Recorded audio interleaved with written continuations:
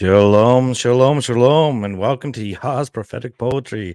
I'm super excited tonight. I'm going to bring on my illustrious co-host, Stephen Workenden. And Shalom. Hey, how are you doing, Stephen? Excellent. It's been a hot minute since we got to do a live, so this is exciting and nerve-wracking, and I can't wait to get into it. Yeah, this is a treat for us. I'm really excited to introduce Andrew Hoy here with his and with his project of 314. And he's been doing it for a long time, and he's put a lot of work into this, and I'm really excited for him to be able to share more, and hopefully we can get more people excited about this so that we can start making this a reality. So Yeah, anyways, absolutely. without any further ado, we're gonna bring him on. Shalom, Andrew. How you doing? Doing right. How are you doing, Jonathan? Stephen? Really good. Excellent. It's a little warm in here. I cranked up the wood stove so the kids would go to sleep, and now I'm sweating a bit, but it's nice change from the last about 6 winters, so I won't complain. We were having a little bit of a technical difficulty, so sorry that we weren't on, but we're pretty close. Only a few minutes off. So Andrew has had some really cool background stuff and trying to get this all together. But anyways, we brought you on tonight to share what you're all about, who you are, your background, whatever you want to share. The floor is going to be yours tonight. We'll have probably a couple of questions later on, Stephen and I, and we'll see where you're at. And if you're interested in taking any from the audience, we can do that too if you're interested. So, anyways, blessings, and yeah, go ahead. Thank you, Jonathan. Stephen. It's nice to be here. Thanks for the invite on the host here. But yeah, my name is Andrew Hoy. I am the founder of Project 314. I'm a mechanical engineer, and back in 2014, I kind of haphazardly, if you will, if there's such a thing, discovered the pi constant within the book of Exodus. And I found that in, when I say the pi constant, pi goes on and on and on and on. But anyway, the approximation of pi, which is 3.14, which is the most accurate ancient recording that we have of this, this pi constant being known to humanity here. And of course, we find this in the Bible. So, I mean, actually, there is reason to believe there's a representation of the pi constant in Genesis 1:1 that actually goes to 4 digits, but that's kind of using just kind of a strange formula. As for the one that's in Exodus, kind of comes, it's hidden in plain sight, but it comes through just examining the curtains. Everyone kind of like starts yawning whenever it's mentioned the curtains, and that's actually where I found it. So it's kind of as exciting to most people as the begatting thing. Such and such begat such and such and such and Methuselah. People don't like lineages, and they also don't like Bible numbers unless they're really kind of predisposed geeky that way. Because it's like, well, what does all this mean?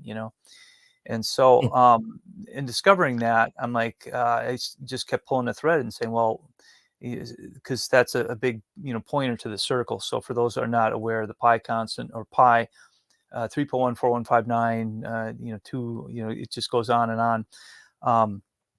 Anyway, it's expressing the ratio between a circle's circumference and its diameter. So that's what I found, how I found it, just kind of more incidentally, and then I started looking at the rest of it. And back in 2011, I went to Israel to learn Hebrew.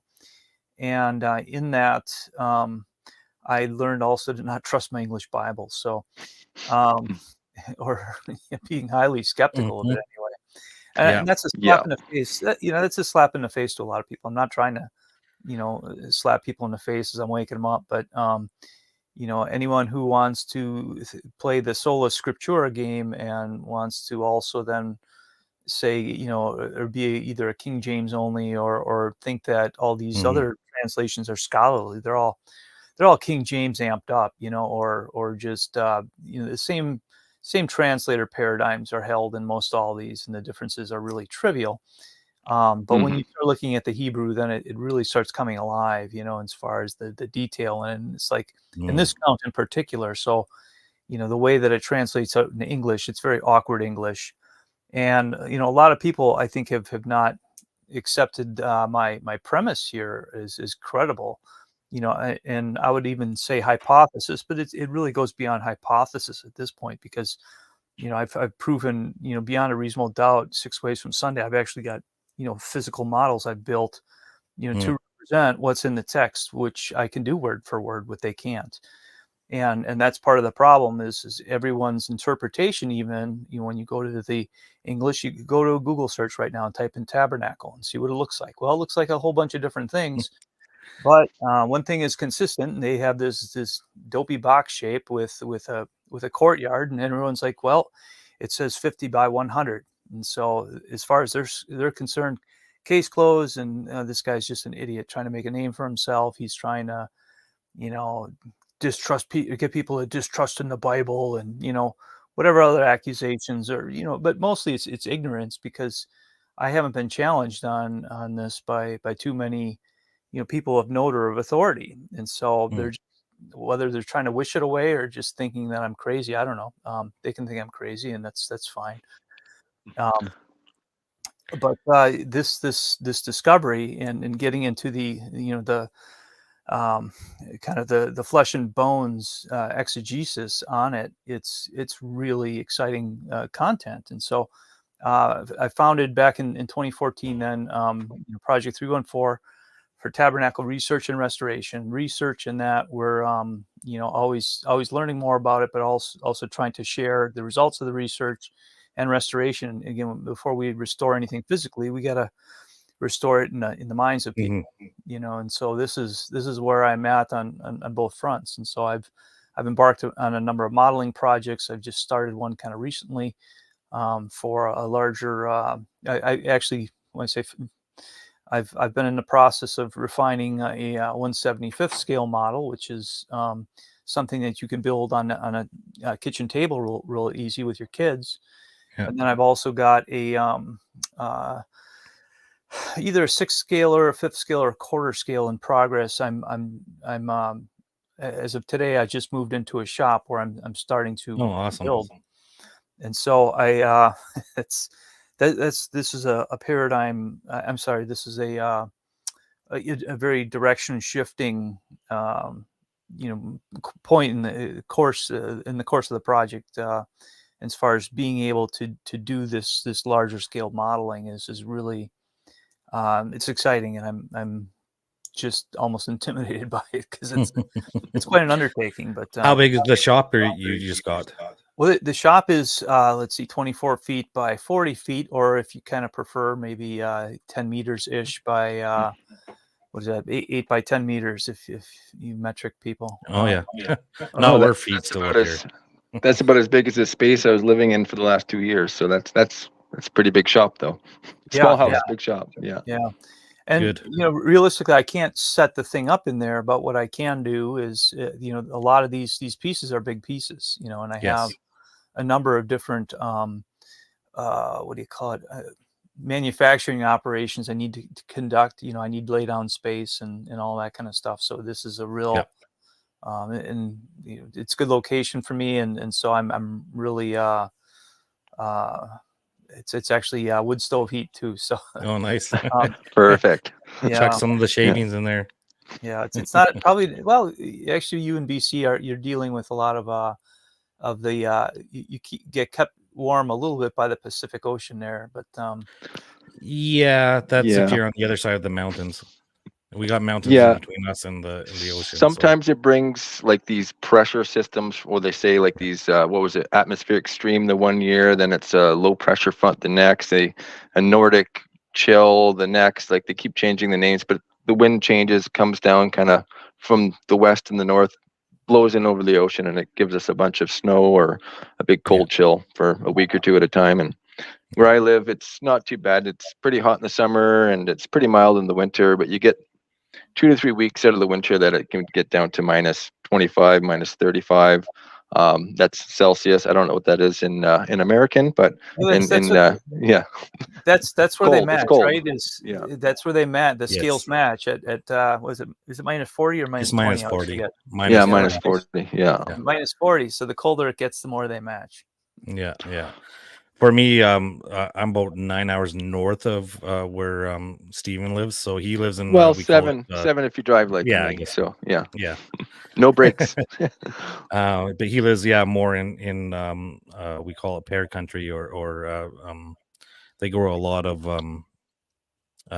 fruits and stuff Like down there. So peaches, like fruit trees and yeah. stuff. It's kind of like little California up here. Yeah. Okay. It's on this nice little plateau. There's lakes, rivers, and I'm right between Kelowna and Kamloops, so it's kind of gets like party central out here in the summer, and there's tourists everywhere. And then fall comes, everyone goes back to school, and then me and the kids can go out and walk around the woods without getting people running us over all the time. So it's Yeah. really beautiful. We're really blessed to be here, and but it's expensive. BC means bring cash. Like you gotta, the wife and I both work opposite, each other. We hardly see each other, and then we got 2 kids that we homeschool, ages 7 and 5. So we're busy all the time, busy. But now we're kind of moving into winter. I just finally got all the firewood done today, and so now it's into just having the fire going. Snow's coming tonight for the next 3 nights apparently. So it'll just be sledding with the kids, homeschool, hot cocoa by the fire, and then hopefully a lot more of these live streams and studies and things like that. It was a hectic summer moving. Had to move. We used to live in an RV, but our Heavenly Father blessed us with this house out of nowhere. Last minute, we got a place, and we had to move within like 10 days. And so we moved in here, and we're just going like crazy trying to get firewood and the house organized. And I bought a truck so I could, we're way up the mountain now. So if it could snow 3 feet overnight, and then how are we going to get out of here if there's an emergency or the wife has to go to work? Or so I was like, bought a truck, and then I put a lot of money and time into that, and it's still an ongoing project, but we've been fairly blessed. So I'm just happy to. It's almost like a little report. I've been in this faith walk almost 2 years now, and if you watch our testimony video, I think it's the third video that we did. I said the thing that really got me intrigued, because Jonathan and I were brother-in-laws, right? But we talk all the time on the phone for about a good year, and he started getting into the Torah and studying it, and me and him talked a lot about flat Earth and things like that. And he's like, one thing I've noticed since I started wearing seats and really put my heart into this, I haven't had to like worry about money. And I was like, man, that sounds awesome. Like I've always been stressed about money. It's like, so it wasn't the main reason, but it always in the back of my mind. And when I finally circumcised my heart and went into this all in, I stopped worrying about money too. And I don't have any more money than I ever had. I almost have less most of the time, but I have food, I have shelter, vehicles, there's always, I got lots of stories about having no money and people just, here's some food, right? So I'm just like, I kind of laugh because at the time I was kind of materialistic. Like I'd like more money, but I don't worry about money. I just kind of do the Matthew 6 thing. Seek first the kingdom and his righteousness, and all your needs are taken care of. So that's one thing that's been one of my main focuses for the last 2 years.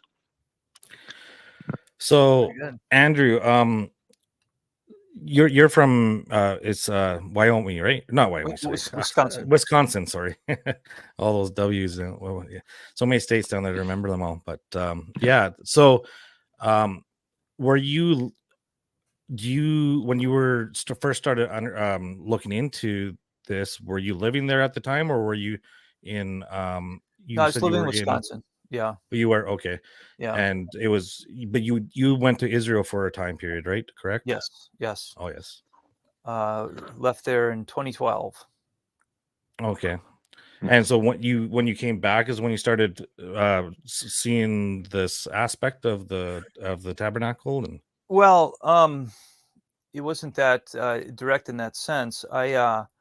In 2005, that was the first time I went to Israel. So I made a trip to Israel, and that was kind of first ever. And anyone who has the means to do so, just highly recommend it. It's a little weird now, I suppose, with this ongoing military conflict and yeah. military strife and everything. But apart from that, it's an amazing place, and it can change you. I think is a lot of people who go there. It's so having on the airplane, I was first reading The Maker's Diet, which is a book by Jordan Rubin, and Jordan Rubin, he's basically he was a college kid, and so this is his testimony. He came down with Crohn's disease, and his parents were both doctors, so spared no expense at trying to heal this kid, and so he went all over the world, trying to get well, and he finally got to a doctor who said, okay, eat all organic and all kosher, and suddenly, boom, he's got within 6 months, he's full health again. So before he looked like a Japanese POW camp survivor, and then after he went kosher organic, his system started processing food right again. So so I read this book, and I was like, well, this is a fascinating testimony, but I'm like, exegesis, it's missing this, it's missing that, and so it's kind of haunting me for about 2 years. I kind of got the urge to write, and so I'm like, well, I'm not going to do that. I'm not going to do it. And so then I eventually started doing it. Well, I started that venture in 2007, and writing a book is it's kind of like having, maybe, I don't know if it's like having a child, but it's like, it's something that you put a lot of time and focus on and all that. So I'd done that, and I was working myself into in and through the subject matter, and as I would write it, I would end up learning more, and I'm like, oh, I can't publish this because this is nonsense. Because so there's so many times I just came upon translation problems, and that was before I went to Israel, where I was starting to realize it's like, okay, my understanding is off here, it's off there. And so after I went to Israel, I came back and finished the book, and in finishing the book, there's just certain stuff I have in Hebrew. I basically prove that kosher goes all the way back to Genesis 1. When I say kosher, I don't mean the term itself. Kosher only, the word kashar only appears in the Bible, I want to say 1 or 3 times or something. It's not many. And it's not used in conjunction with food, but it's in a generic sense, it's referring to that which is acceptable. Yeah. And so clean. we think, well, yeah, I mean, the fact that it's applied to clean, the Jews have done that to the point where everyone thinks that kosher is referring to food, when biblically speaking, it's not. And it is referring to, again, that which is acceptable in the most generic thing. So we think we're talking slang. It's like, oh yeah, that wouldn't be kosher if they did that. We think that's slang, but that's actually proper usage of it. Nice. From a Hebrew standpoint. So when I saw that I was able to look at Genesis 1 and basically prove kosher from Genesis 1, and why was I able to do that? Just because I walked away from the translation. So that experience, it kind of primed me to discover the Tabernacle, because I realized, some of these pitfalls of translation and how off they really were.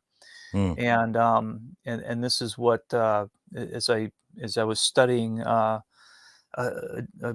different topic, this is what kind of brought me to the world of Exodus and the Tabernacle. I had no intention of studying the Tabernacle whatsoever. It goes back into this whole thing. Well, that's boring, and if you look at this thing behind my left to you shoulder, you can see it's like, well, who'd want to study it? I think it's an embarrassment. It's an embarrassment to the faith. It really is, because it's like, so this is, this is why they left Egypt, this place of pyramids and all these building wonders, is so they could make this thing, this shoebox looking thing. And again, nobody depicts it all the same. There's some similarities, but there's always different nuance, and it's because they're trying to force fit a paradigm on text that it doesn't match. So, something I always thought between the two, like between yours and that, like everybody thinks about it being in the wilderness for 40 years, but they don't think about the other 400 years was at Shiloh. Now, it did rain in Israel, And then, is it going to be a muddy mess? Is it going to be, like, I don't know. The logistics to it just never made sense to me. Even as a kid, I remember looking at it and be like, that's kind of funny looking. I don't know how that would actually work, but yeah, if you ever go on camping, you don't want a flat roof with anything soft. It's just the water's gonna come in it. Like, yeah. And going, the tarp will pool water like no one's business, right? It's yeah. That's why I camp inside my house now. I do Sukkot inside. Yeah, I've had enough of those. The kids like going outside, but I've had enough of those tarps coming in on me. So, yeah, I'm sure there's some sort of halakha that would permit you to anyone who's north of I don't know 45 degrees north latitude is it's got some special inside provision, because for us to dwell in booths that time of year in the areas we live, it's just like can get a little cold. Yes. Yeah, need one of those canvas tents with the wood stove in it. It's good to like minus 50, I think, but that's I don't have that. So living room. I did do that this year. I had quite a few guys that actually have that, and for Sukkot we did have those canvas tents and with the wood stove, so it was nice. Well, but you guys have igloos, and so where do you think they got? Where's that idea come from, right? So, and from the standpoint of etymology, I know you guys are kind of word nerds a little bit, and igloo, the gull, you hear the GL sound, right? So, like Gilgal, right, is another place, the place of the skull. It's actually making reference to things that are a mound. Okay, so cool. Galosh in Hebrew is surfing, or is that skiing? But the idea of kind of coming down a mound is kind of the so anyway, this term. So you hear that gull uglo. So this is kind of when I say an Edenics principle, and I always tend to recommend that book to people if they on the origin of speeches. Isaac Mosen. He gets into a lot, and there's actually a lot of really practical translation applications for people who are wanting to go back and learn the Hebrew language. Like Yom Kippur, right, is the Day of Atonement. Kippur is the fact that they translate it as atonement. It's like, well, when do you use the word atonement in English? Do you go to the store and make atonement for something? Even if your kid steals something and it's like, hey, I would like to make atonement for that. It's like, well, that might spill over from a religious upbringing, but in general, we don't use the word. It's like you wouldn't use that word in business so much. I mean, you generally don't. So where does this come from? And the real word, again, Kippur is Hebrew, and you hear the word cover in a between the P's and the F's in Hebrew. You get the same letter, pei and fe, and it's because the way that you're making these sounds with the lips, it is very close. And between the P and the F and the V, there's a very there's a relationship as far as the phonics, the sounding of it. So the way that these then they mutate going through all these different cultures over the course of time. So you can hear how Kippur is cover, or even arguably copper, right? So copper is something that they would beat down by hammer and make a thin, you could make a covering to a pot. So I would suspect that that's really where the etymology of copper stems from, is that idea.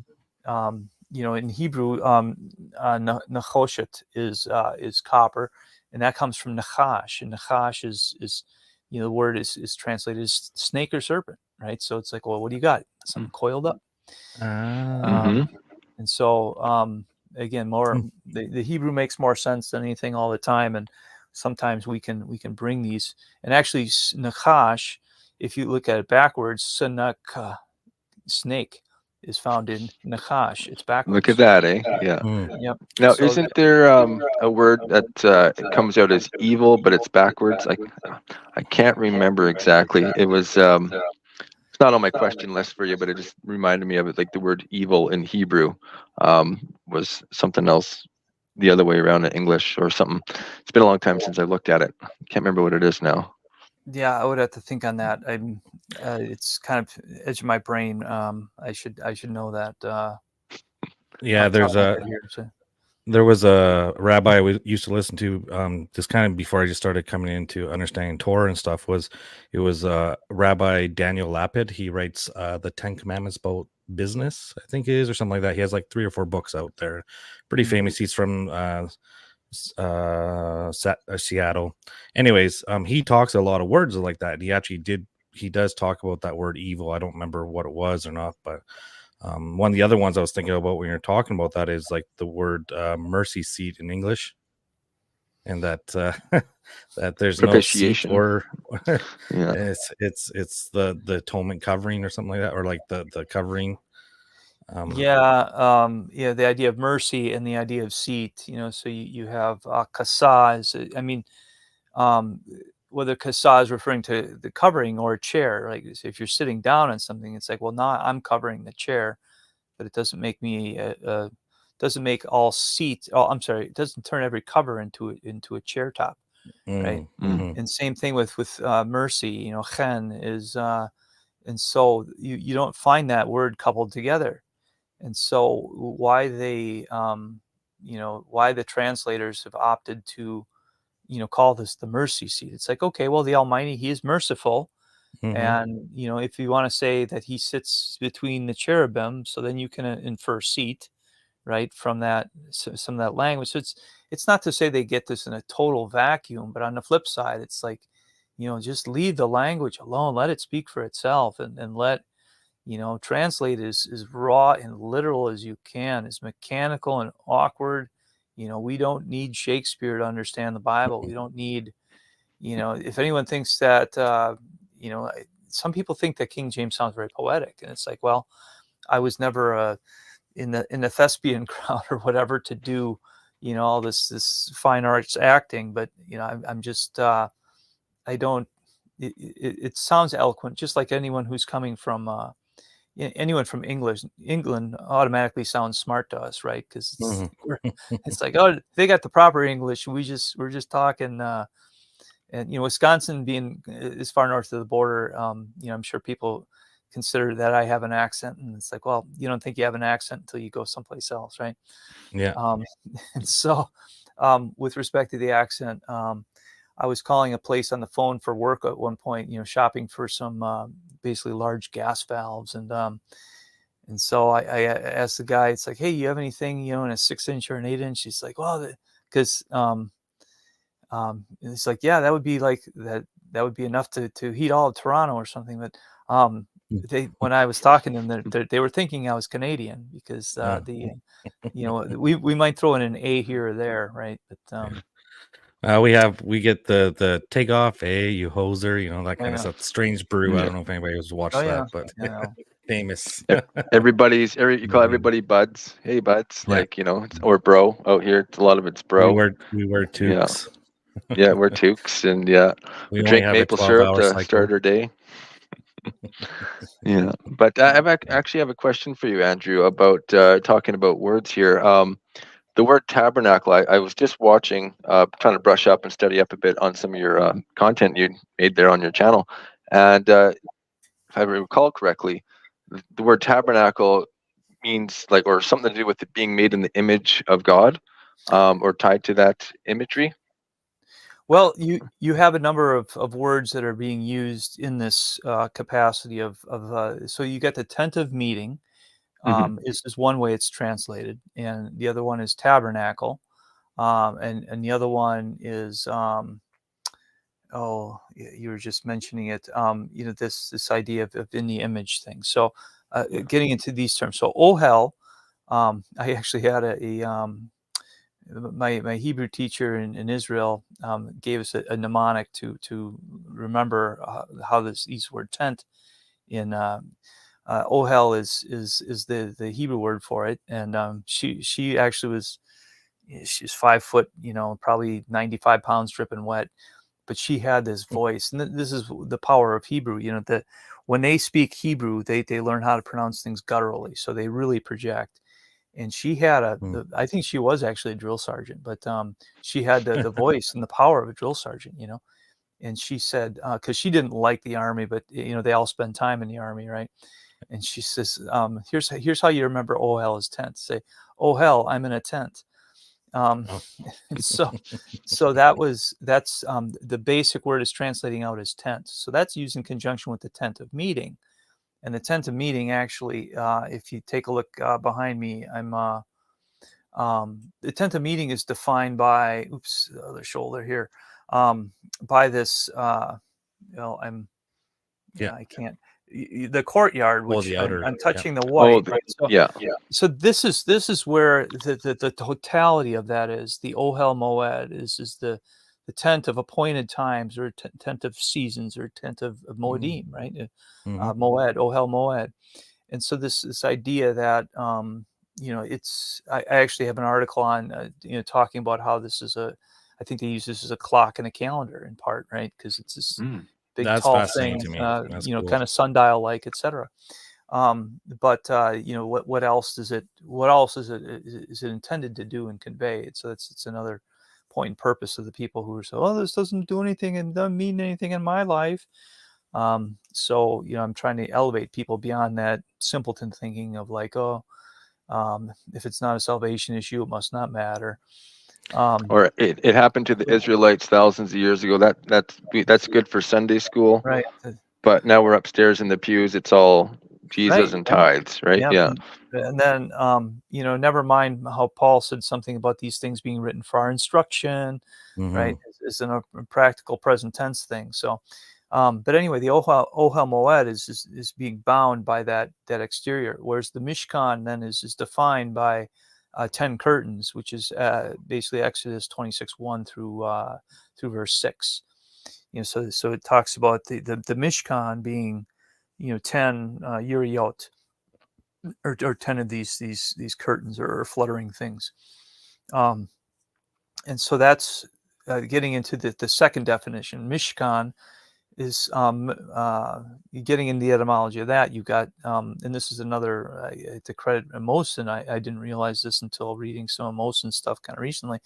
It was, Mishkan, we get the Hebrew word shekan, okay, that you have the Shekinah glory, or Shekinah, as people say, right? Yeah. And so this is one of my questions, so this is good. Yeah. For whatever reason, this Shekinah glory, or whether it's saying Shekinah or Shekinah, is a very, it's one of these things where, why do they call a thing a place, or a place, why use a proper noun or a common noun? Like, for example, if you have Bethlehem, what is it? Beit Lechem, so Beit is house, Lechem is bread. Why not translate it as the house of bread? Well, no, because Jesus was born in Bethlehem. It's like, all right.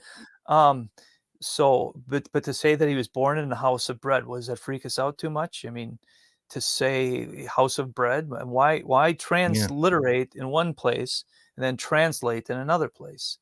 Which it shouldn't, because it shouldn't, because it's like, right, he's called, he's our bread, our daily bread. He breaks, like, it doesn't mean, like, I don't get why we should be so freaked out by this, but we are. Well, and house of bread, that would be the showbread in the tabernacle, right? It could be thought of like that. Yeah, that's a good point in correlation. Or you have manna or whatever, right? So, but let's think about this just from the standpoint of why do we do this? Why do we translate some words and transliterate others? And oftentimes, the reason that they transliterate some is like, well, we don't. They actively admit they don't know what it means or meant. And so I kind of go into this in my webinar. So I got a webinar coming up starting this Saturday night, actually. And I'm I think the fourth session, I'm getting into the priest garments. It's like, so in the priest garments, you have the ephod, right? Well, what else do you have besides ephod? Well, you have the breastplate. Well, why is it, the Hebrew word for ephod? No, it's ephod. No, perfect. So it's been transliterated. Yeah. Do you know the Hebrew word for chocolate? Chocolate. Chocolate. Oh. The Hebrew word for radio? Radio. Radio. Yeah. etc. Right? So, but we get yain in Hebrew. This is where we get the word wine from, right? So you have all these carryovers and things like that. So the breastplate is the choshen. So why is it that we've got the ephod in Hebrew and then the choshen in English, or the breastplate in English? You know, it's just one of these things. It's in my opinion indicative of the fact that, you know, they're grasping at straws. You look up the word cherubim or cherub or cherubim in Google Translate, and in every single language, it's transliterated. Like I checked 70 languages on that. It's all transliterated. So going back to this issue of Mishkan, right? Shekan, so Shekinah glory. So this idea of this is where the word skin comes from, sakana, right? And which it actually also sounds a little bit like snake, right? So it has two of the, it's got the shin and the noon. Let's see, nakash, actually between a chet and versus a kaf versus a chet, which are very similar sounding things. But what are these creatures, these reptiles, when they're growing, what do? They shed their skin. The snake sheds its skin. So you start hearing, and there's a guy named was it Rabbi Mordecai Kraft. He's got a really interesting YouTube on this sort of thing where he's talking about you know, the Hebrew is actually likened unto elements of the periodic table. You know, we know what H2O is. We know what the H does. We know what the O does when you mix O with different things and so forth. And so I think he's very profound in thinking of it in that regard, where he's like, you know, we have, you know, these are building blocks of creations. These very words are, these very letters. You know, this is the system that was divinely used. And I guess you get into Iver, you know, Ivrit. Oh, so Ivrit, we have the idea of the one who crossed over. Everyone likes to say. So Aver is guess what the Hebrew word best relates to it? The English word over. Over, Aver, you can again hear it like copper, kippur, cover. So you have a over is very much in the same thing. But where was I going with that? Was trying to double back to my snake and my nakash and these elements, these phonic and also written things we call, you know, letters in language and words, and they all have this Hebrew primacy. So there's Jewish tradition that says that there was a guy who stood against them in building the Tower of Babel, and they said it was Aver, and so this Ever was saying no to the Tower of Babel, where they were told to, you know, fill the earth and, you know, go their various ways. And they said, no, we're going to all get together. We're going to build a city and we're going to centralize here. We're going to make a tower to heaven. So it's like, it was very opposite of what they were commanded. So it is said within some Jewish tradition that Ever was, you know, he's a great grandfather of Abraham, or great or whatever. I don't know. He's between Noah and Abraham somewhere, but he was the one who, at the time of the Tower of Babel, he said no and was given the privilege of preserving the Hebrew tongue. And so you can believe that, you know, Hebrew is not the oldest language. I personally believe it is, and you can say, well, it was a little corrupted at the time of Babel, and I would consider that as an in part possibility. But from a language primacy standpoint, if we realize that Hebrew is the, you know, the point of origin, and the story of the Bible is true, it's like, well, we're given this divine language. The Torah is given, you know, not in Greek, you know, it's given in Hebrew. And well, some things say that Aramaic is older and everything, but or that some of the Hebrew words were borrowed from other cultures and all that. I think that's just a bunch of junk. But question for you then, with the Septuagint, does that, when you're looking at the tabernacle and stuff like that, does it mess up a lot there too, or? Well, there's a particular detail that I've made notice of, and they strike out the word for clockwise, because you're told to build this thing, the frame of this clockwise, basically. So they omit that. So in my opinion, this is indicative of inferiority as far as of revelation. I also did another article with Jeff Benner, Ancient Hebrew Resource Center, AHRC. If anyone's interested in Paleo Hebrew, he's got a lot of very, I mean, I think that this paradigm shift that I've discovered here is big, but I'll say that in comparison to Jeff's research, the significance of this is a little lesser. Everyone says, oh, you got to learn the culture, the ancient Hebrew culture. I said, no, you got to learn the language, because the language is the conveyor, the preserver of thought and idea. And so it's from the language that we should be able to infer a culture, or that a culture is, becomes the byproduct of that, the standards, the ethics, the mores, whatever, the syntax, the notations, because if it talks about that in Zephaniah, right? It says Zephaniah 3:8, 3:9. This is where every single letter of the Hebrew alphabet is represented. And it's talking about a time when we all come to serve the Almighty with one consent. And, that's when we're restored to what? A pure tongue. So, we're just all, we're arguing over various shades of brown in English. And it's like, I think we got better things to do in our understanding. And in our understanding, if it's not rooted in the language, then we're just borrowing other people's ideas and regurgitating. But I was going to try to conclude that question on the Mishkan and the skin. We were talking about skin. So Yes. Mishkan, from dwelling. Okay, it's the idea of from dwelling, Sakan, or Shakan rather, in Shekinah. So this is his glory and his dwelling, right? But you also have Betzalel. So who is tasked to make this? So you got Moses. It's credited to Moses, right? So the revelation came, Sinai, the Almighty, boom, here, Moses, this is what I want you guys to make. So, but Moses wasn't the actual implementer. He got two guys. One of them, his name is Oheliab. We said Ohel, right?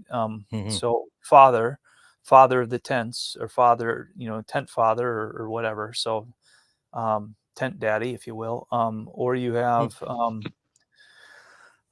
Betzalel. And so Betzal is the Hebrew word for onion also, which is interesting, seeing this kind of, this is cropping out of the soil like what, an onion, right? Hint, hint, hint. So Betzal, and then El is like basically the onion god, or you could say, and so what is an onion? When you're in high school biology, this is one of the things you get to do is slice a little bit of onion skin and put it under a microscope slide, because it's one of the easiest ways to study the cell. And what does the cell have in common? It occurred to me too with respect to food. I don't know if you guys, I like cooking a lot, or I like food a lot, and so onion. If you look at what onion does, it sheds flavor and gives it up to other food, but it also takes on flavor. Yes, it does, I don't think there's another food that is more mirroring in that That's sense. crazy. And so the never Hebrew thought. word is Betzal, and Betzal is bet, which is house, and then the Sadi, which is a wandering path, or think of a cookie cutter, right?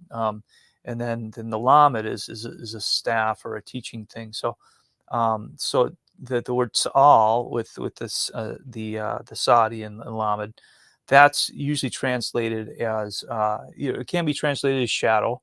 But what is a shadow? A shadow is also an image. It's an image, a likeness. And so I think that it better is better translated as house in the image of God than in the shadow of God, right? So why would he just say, "Here's in my darkness"?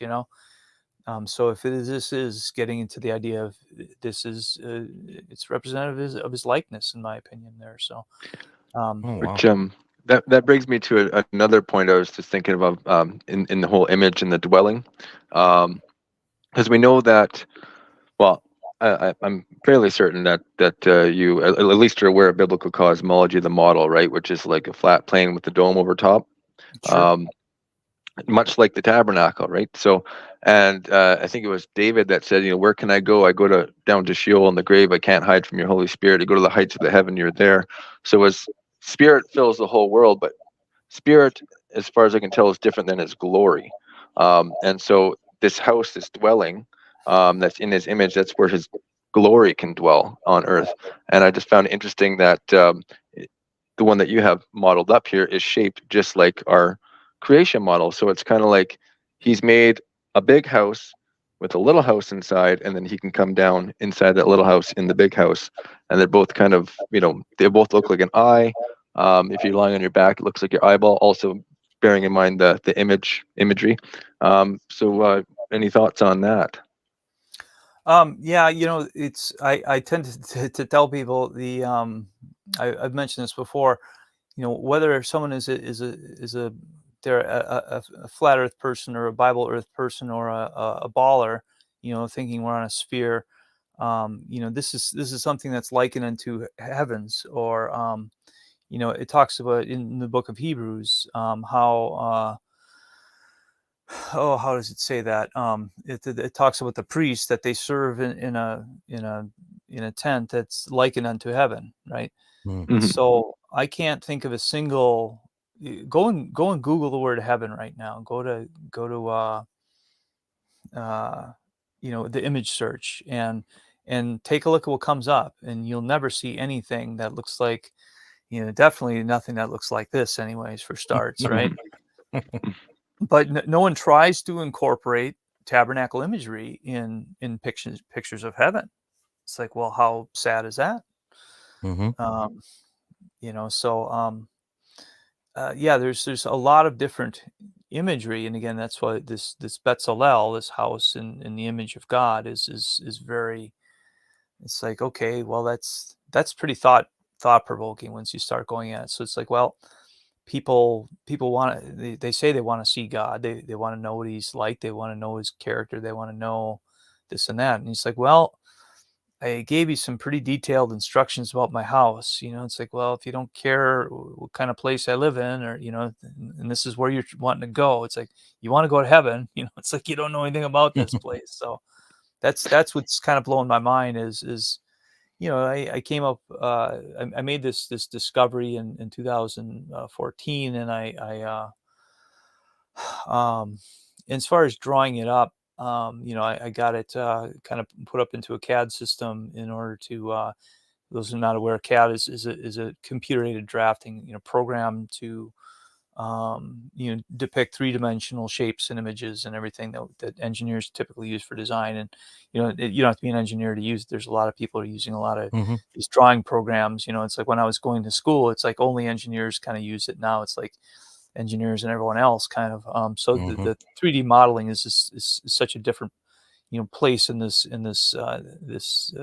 culture and generation, time era, and everything. So anyway, as I'm putting this together and making kind of just a bare bones exegesis, that was 2014 where that was, in its infancy, and not much has changed as far as my perception, understanding, or the the only thing that really kind of, I get more details start flushing out the more I study, and I find it wonderful when people come and come along with pot shots and insults and everything like that. It's like, well, it's like, how does this apply? And it's like, you know what? I never thought of it that way, because anytime I get these arguments and attack, it's like I can always, from that, I'm always gleaning something wonderful. And like, Mm. I almost wish people did it to me more often. It's like, just to double back and say, well, let's think about that, because if A and B, then C. So where was I going with that? Was so it's 2014 when I first discovered this, and I first released into the public sphere on Pi Day of 2015, which was 3/14/15, which is March 14, 2015, Mm-hmm. which happened to be when the second tabernacle reading is. So we have all this this grandiose return to Torah. It's like, well, that's nice, but people don't realize that 1/25 of the liturgical year, this is what you're studying. You're studying this, and it's I don't understand where people, they're in this pursuit, and yet they're not at least 1/25 of it. They're just zoning out still. And I go through this in fair amount of detail in my book, as far as showing all the different parts and explaining every single verse and everything like that. And I just thought that people would be catching on much earlier. So it's something I can't explain. The only way that I can find peace is say, okay, this is divine timing, and leave it at that, because otherwise it's disturbing. And for you, like, I can see you're passionate about this. Have you ever felt like you're going to give up, or is it you just have this strong will to just keep going and doing this? And Well, you can give up in a number of different ways and a number of different levels. And not to say that I haven't over the course of time. And after Rob died, I basically said, okay, I'm gonna shift gears. I'm gonna get into something else. I started kind of taking up drone surveying, and which actually could be useful for Tabernacle stuff. So it's between doing photogrammetry, which is 3D, realistic kind of 3D photo mapping, almost like you would do for a video game, or you could do for a video game, or surveying, where before you lay this structure out, you want to get some idea of land contour, because you don't want to just be erecting it on if you're gonna put it on slopes, or where there's holes or gaps in the ground, or whatever. You don't want to do that. So it was a practical skill, and I thought of it that way, as like, okay, well, this is something that I could apply for that. But I guess I have to be honest enough to say I haven't always been wholehearted enough. But then again, there's just like, it goes back to, like, I can't care for someone else, and there's the expression, you can lead a horse to water, but you can't make him think. And you can point someone to truth, but you can't make them think. I have Lutheran background within my family. I've no longer part of the Lutheran system anymore, but my father used to talk about, well, in you can always this is more with respect to when I say the German Lutheran, being kind of autocratic and everything like that. So that's my background. Yeah. So and ethnically speaking, the Germans, there's a whole lot of European back and forth and all that. So I'm not trying to demonize the Germans here. It's like I've got German background to me as well. But so actually, that's the rule of rules, right? It's like you can rip it on it, you can rip on an ethnicity as long as you're part of it. Yeah, Mennonite background here, so okay. Yeah. But you can always tell a German, but you can't tell them much. Is kind of the thing. But I think you could insert Christian in that phrase, because within Christendom, Christendom is convinced, it's like, well, we have all the answers, we have all the truth. It's like, all right, well, let's examine that truth. Okay, how does your truth compare to this? This isn't like an Oprah Winfrey. This is my truth. It's like I can prove this. There is the idea of objective truth, objective reality, and it's like if we want to pretend that everything is a matter of personal taste and preference and everything, it's like, well, now we're in a world of moral relativism where everyone is a god unto themselves. And how's that going to work out for us as a society, as a people of faith, as a people? It's just a mess. It's like the Book of Judges. Everyone did what was right in their own sight, and it was just a lot of problems in that book. But I see that as a two-edged sword, right? That's a mixed blessing and a curse. The fact that they did what they saw fit. On the other hand, they don't have, some overbearing government forcing them into doing something, because it's part of the promise with a king. Okay, when you have a king, he's going to take from you, and he's going to force you into this and that. So it's really a two-edged thing to say that in those days there was no king and everyone did as he saw fit, because they were still under theocracy at that point. Now is really the divinely, if you look at the chaos that happened over that 400-year period of the judges, between like 1400 BC and 1000 BC, there wasn't a fraction of the mess that happened once the kings came on the stage, right? You read the book of Kings, and there's just, the whole northern kingdom fell away at that time. It was just a mess. You had civil war, you had lots of intrigue. yeah. So they had their cases of having judges rise up and everything, but where they needed deliverance. And it's not to say that people didn't sin, but they were still under the preferred form of government. And you mentioned the tithe. People don't consider that the tithe for the Levite wasn't 10% a year. It was 10% one in every 3 years. And so to think of that as like a 3% or nominal 4%, because they were doing it in the third year and the sixth year, and the sixth year was supposed to be a double portion year before the Shemitah, of course. So you have this precedent of how would I say, this expectation where like if we thought, like, if government only costs us 10% a year, we would be pretty happy people. But this was a government more like 3%, 4% a year. So to think of it to do basic governing functions. But the people were expected to do governing functions of their own too, between appointing judges and so forth. So at the gates, you'd have the judges, and but they weren't hired, and they weren't they weren't byproducts of the state, and this whole, we're living under various forms of statism, and the state is judge, jury, and executioner, God and king all rolled into one, which is ends up being dysfunctional when you have it being generated, morally speaking, from people who are, whether it's atheistic or moral relativists, or without a divine standard. Then we're basically in a world of conflict and chaos again, because all these laws are you've got a man to man and a God to man thing, right? So some of the laws are God to man, others are man to man, but all the man to man laws then are protection of life and protection of property.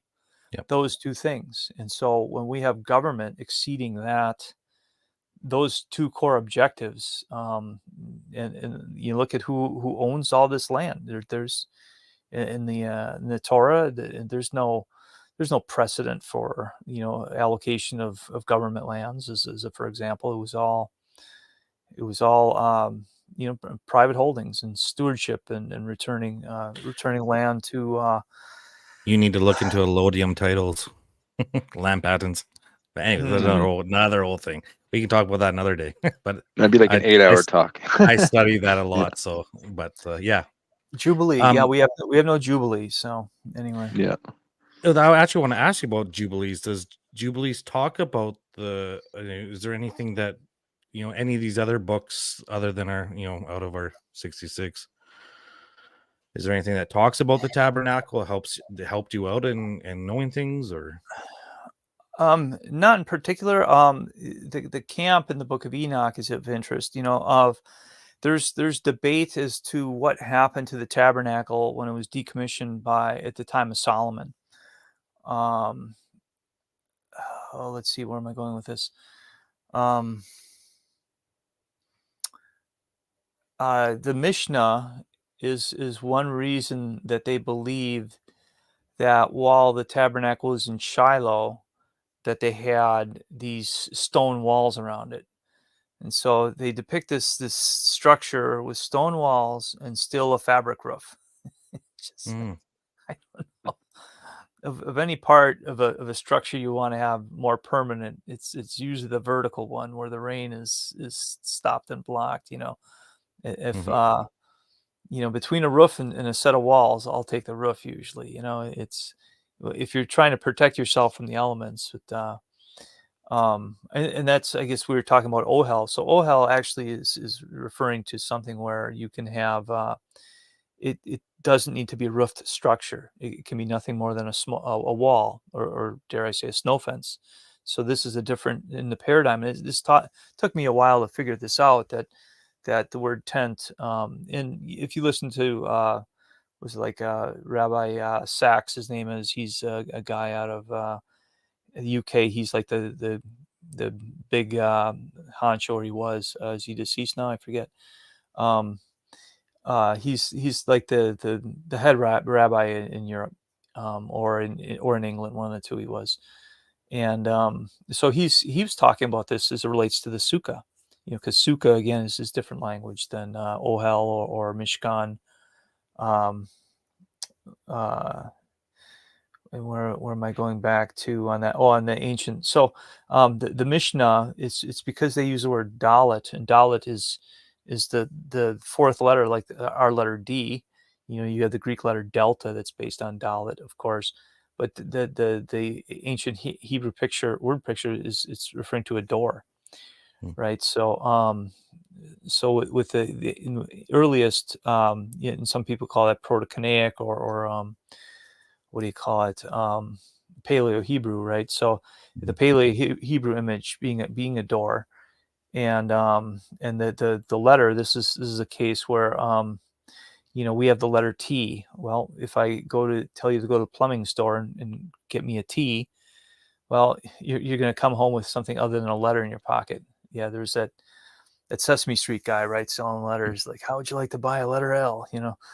So you're not doing that with those kinds of letters. But so the dalet being a door, the same way the beit or beit is a house, right? So you've got these objects for things, or for words or for letters, right? So this dalet being a door. So they say, well, because it has a door, therefore it must be a solid structure, and it's they're and some people believe that beit doesn't refer to a tent. In the ancient, it's said to refer to a tent floor plan. Again, this is according to Jeff Benner's work, etc. But and I don't know how much that opinion varies within whether it's Orthodoxy or Judaism or whatnot. But this whether beit is referring to an actual house, a brick and mortar, a stone type, or if it's a tent or it's just a general shelter where you're living there, right? So this beit, this house, this is this referring to something solid? I guess my point on that. So this is why they start making these assumptions that turn into a more permanent structure at in Shiloh, at Shiloh. And I think that's kind of silly. In the New Testament, there's reference to the tower that fell at Shiloh. Well, that word for tower, I think, is really kind of rooted in Migdal, which is from Gadol, the great, to say great. Yeah. So is it the great thing? Is it this thing that fell in Shiloh? And I think that at some point that it did fall, and they may well have restored it. And maybe it was at the time of David, if David, he built the he said, why can't the ark of the Lord come to me? So he acquires the ark, and what does he do? He sets up a tent for it. A lot of questions of that too. David is not a poor man, right? So when I say he's not a poor man, everyone thinks of Solomon as being the guy who's loaded, but David is the guy who did all the military conquests. Yep. And David was so loaded as far as loot. He had I want to say that the amount of money that they dedicated the temple with in today's dollars would be between like 150 and 200 billion dollars. Oh, wow. That's enough. Wasn't like even like the menorah was like pure gold, wasn't it? It was like, I can't remember how much the weight of it, but it was. Actually, the menorah. I guess I would have to look at the tabernacle menorah was only 1 talent of gold. When I say only, so think of 75 pounds of gold.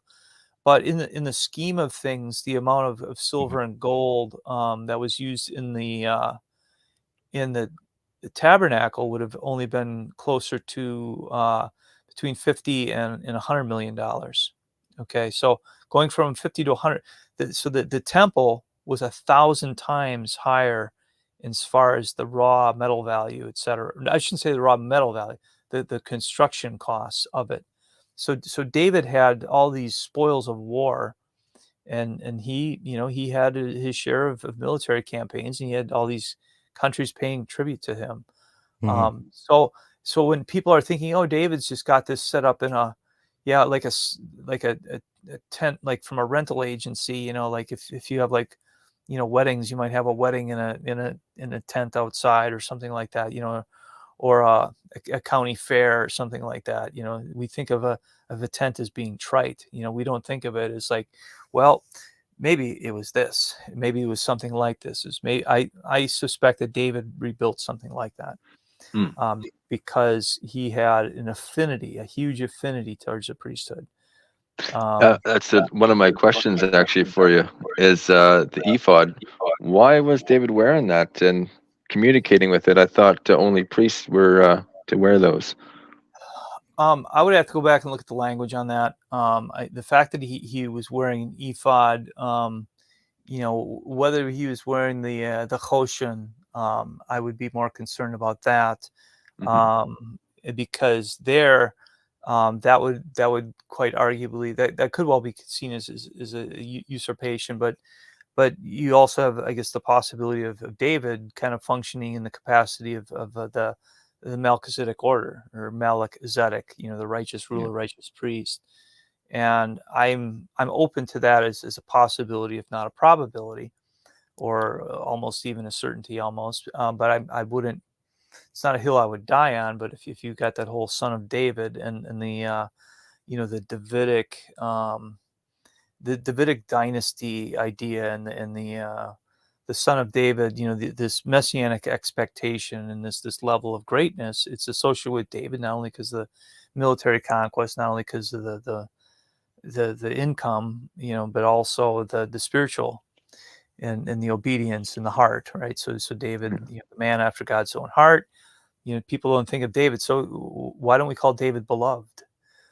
Because this idea of David, right? So there's some people who like to. I suspect that they dislike the Jews to the point where they refuse to pronounce words like them. Hmm. I'm thinking of like Judges 12:6. You've got the idea where we're civil warring over whether or not someone said Sibboleth or Shibboleth.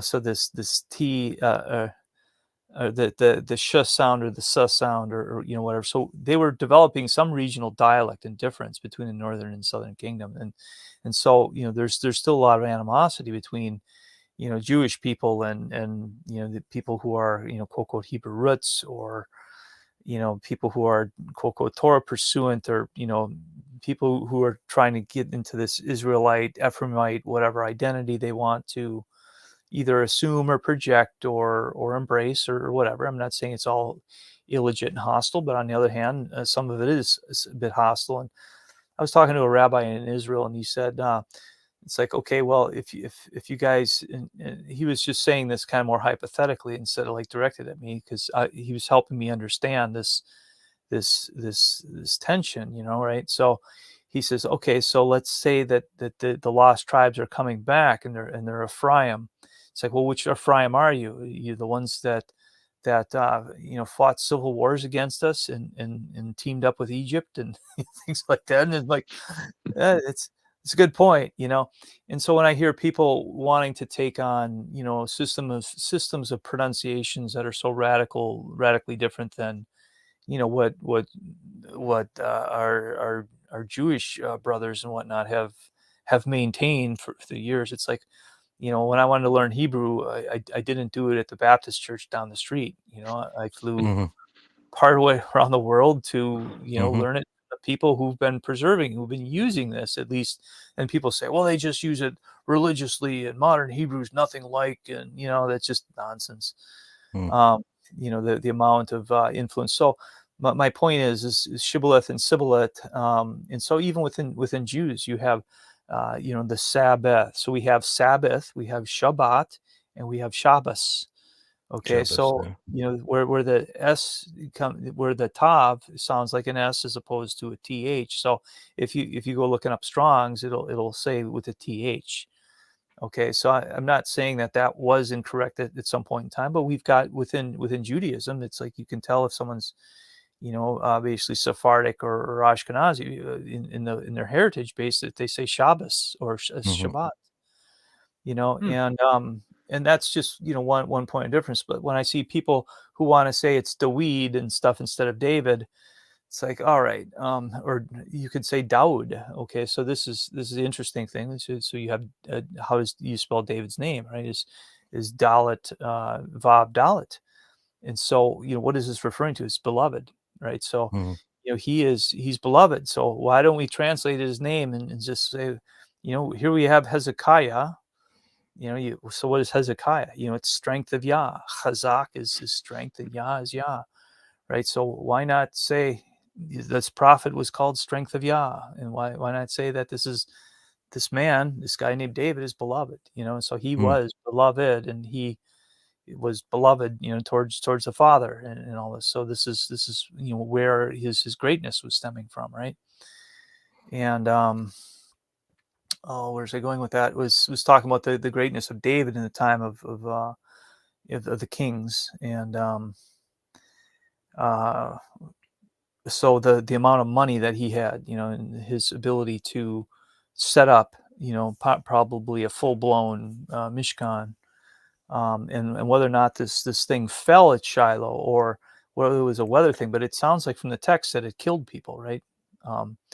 The way that so this is it's just says the good the Migdal, I think, is the way that it comes out through the Aramaic or whatever. And again, this idea of the Gadol being great, and it's like, well, Shiloh is spelled like 3 or 4 different ways, I think, in Hebrew, Mm. Hmm. which is another kind of interesting quirk. So we have this idea until Shiloh come, right? So it's like, well, what is it Shiloh? Because is this referring to when Shiloh comes? This is a restoration of this, because it's talking about this future tense in Ezekiel, when they're, you got both of the north and the south that are I'm sorry, Ephraim and Judah come together as one, one stick in his hand, and they're uh, they're serving him in a sense with one consent, and the Mishkan is above them or around them.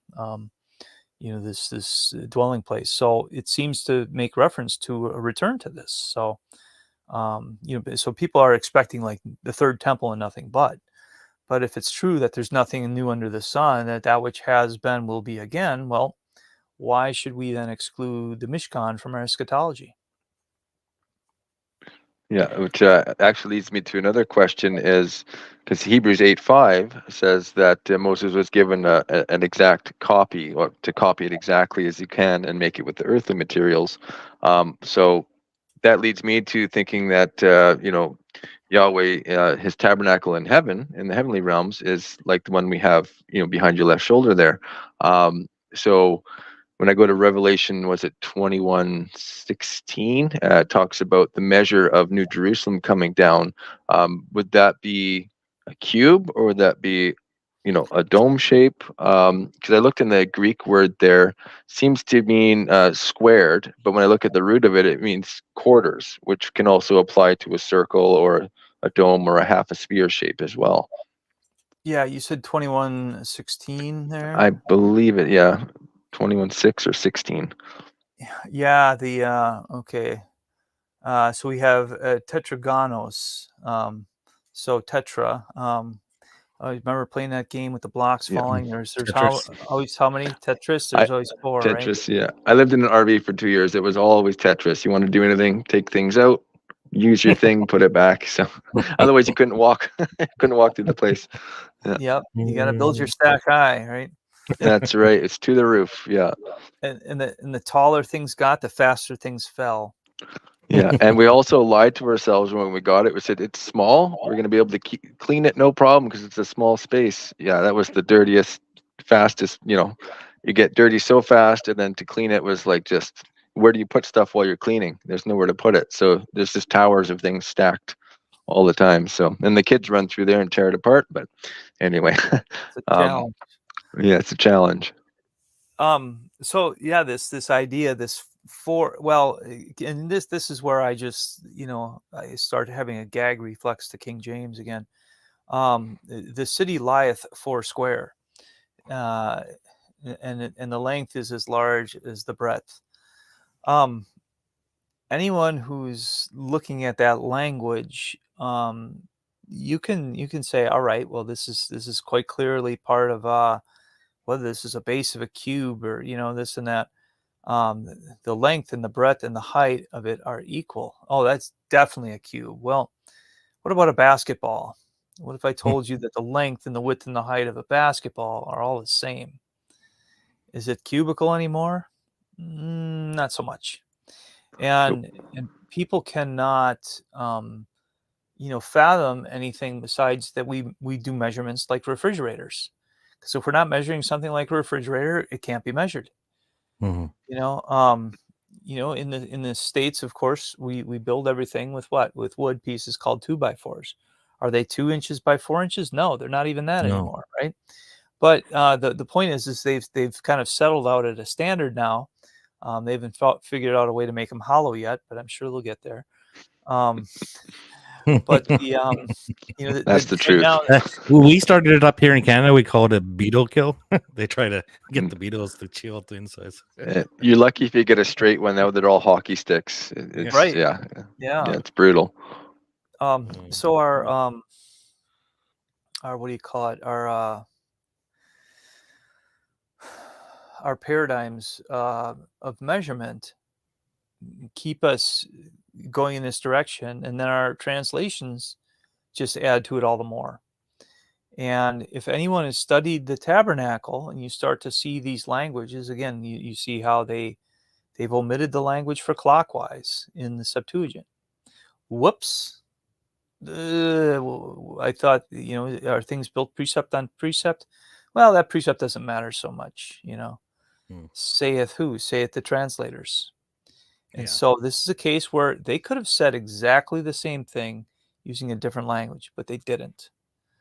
And this is why, anyone who's thinking about, going toe to toe with their neighbor in some sort of exegetical, headbutting contest or exegetical, what's the word for it? When I say contest, Debate. Yeah, some sort of sparring or something like that. Well, you can memorize whatever the English might have said, but I don't care what the English said because the paradigms in it can be just that bad. And until you've studied enough of the ancient language, it always blows my mind to hear the King James only crowd. They're telling me how that's inspired and it's equal to or greater than the original. It's like, wow, how does that work? It's like, so this divinely inspired king got involved with this and elevated it, took it to this new level because the word as it was originally given in Sinai was insufficient. That's childish. That's not childish. That's offensive. That's ridiculous. And yet this is where these people will go, and they haven't learned the alphabet. I mean, it's kind of like, a lot of times where people are talking, sacred name preferences. And it's like, well, you haven't even studied the alphabet, but then you're convinced of the way the name was pronounced because you've listened to a teacher explain it to you that way. It's like, well, I think I'll go and talk to someone else over here now. So, that's my response to that is just, I say, avoidance. And I'm not getting in an argument with that because you can't fix that. It's So when you lace pride and arrogance together, it's a dangerous combination, you know. Yes. I'm sorry, ignorance rather, pride and ignorance, and arrogance, but pride and ignorance is just it's an abominable mix, and so this Foursquare thing here is like a kind of a bit of case in point. It's just like they don't know how what the Hebrew origins of that are elsewhere, and you've got the altar. I actually have as part of my my webinar series, I got a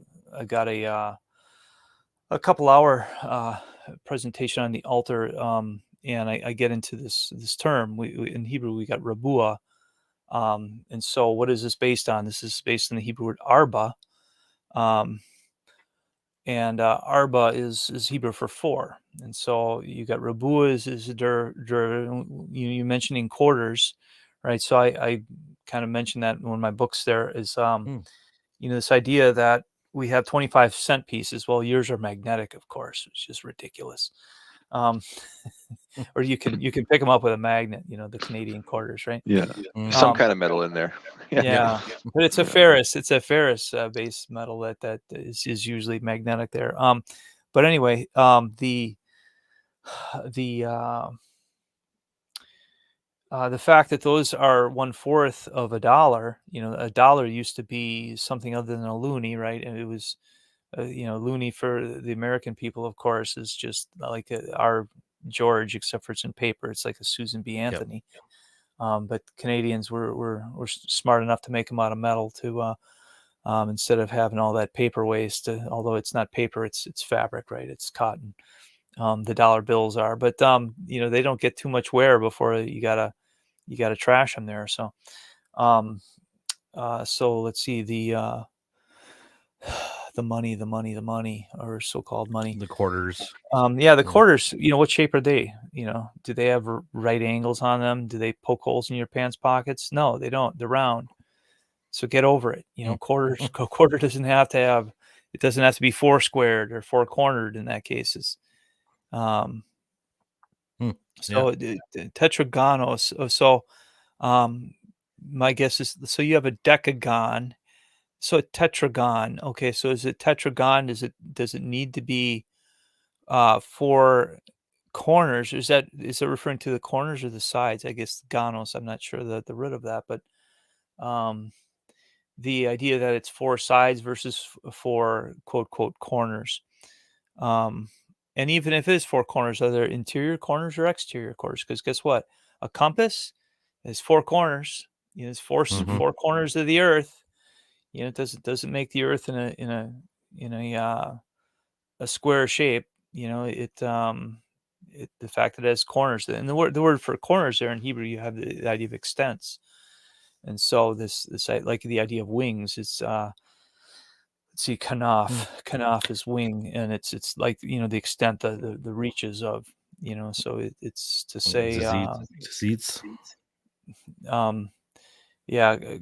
So zitzit is on the four corners of your garments, the extents, the reaches. And so there are people who believe they're actually in the sleeves. That's how they once upon a time were. Now OSHA wouldn't like that very much because that caught in the machines, but but mine get caught all the time. but the point is like, if you're mindful of where you're walking and where you're reaching, that's part of that paradigm that you're supposed to be locked into, right? The responsibility, maybe. Yeah. Have you ever gone to obviously when you were there, you probably went to Shiloh and looked at the, I guess, traditional things they say. I talked to the head architect on the dig and was sharing the and that was actually a she back then, and she was Orthodox, I think, as was her husband. Her husband was working there as well. But in talking with them, it was funny because when I'm going to Israel, and it's like I'm taking drawings and sources that I have, and I'm like like Tire Yeshpo Yuriot Yeshpo Kirishim, and I'm pointing to all these things, and they're just nodding their head yes, because they know the Torah backwards and forwards, a lot of them. And then sometimes you get this pause, and they go, oh, so I got that far more often than I got like oh, this can't be, and everything. And the thing with Jews is people don't realize is the extent to which they're pluralistic. When I say pluralistic, the idea that you can entertain multiple truths concurrently, and some of that keeps them out of dumb religious debates, because we tend to be so linear, on, off, in, out, whatever. And we want to have an arm wrestle over whether it says in or on in a text, and it's like, well, what if it's both? It's like, but it can't be both in a lot. So on one hand, truth is mutually exclusive, right? So it means that if a water glass cannot be all full and all empty at the same time, right? But the Jews will because they've been such a, at least this is what I suspect in part of it, I think it's because they've been a persecuted minority, and they've put unity above doctrine.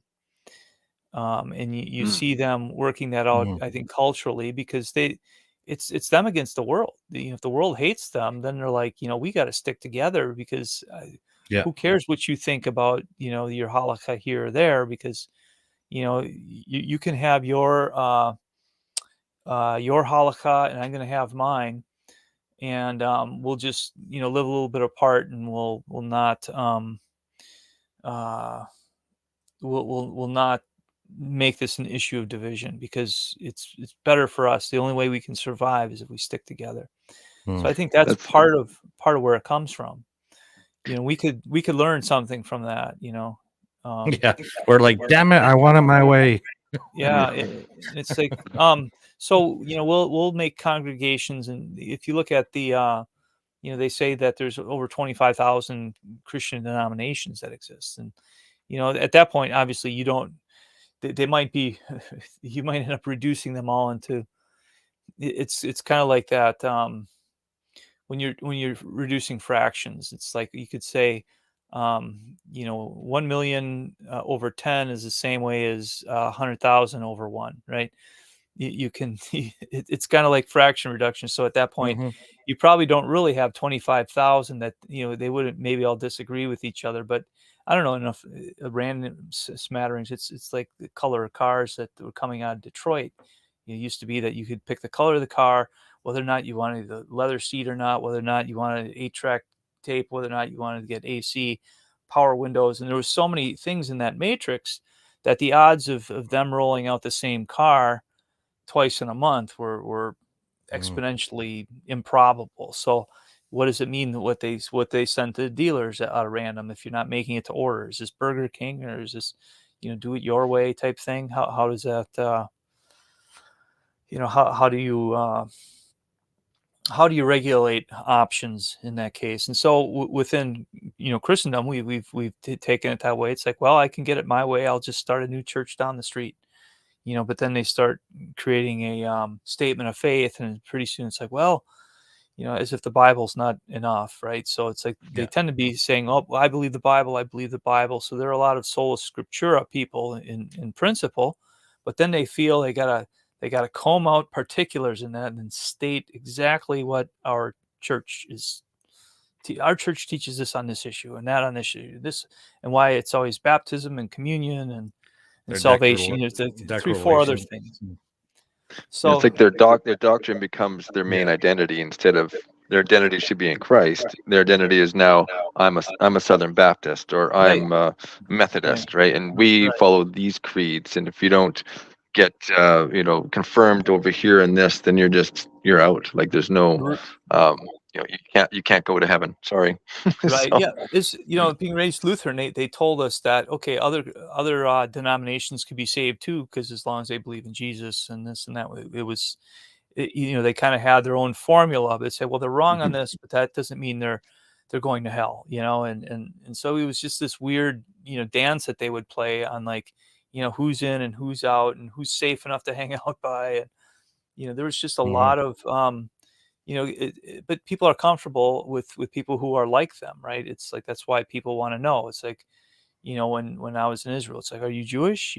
What's your last name? It was kind of a ongoing obsession to figure out, because by my identity they figure out whether or not I'm a a harmful agent, or a kook or a crackpot, or they want to know what to expect of me. And it's like, I can understand that people's appetite for that, for comfort, but some of it's just rooted in just gross personal insecurity.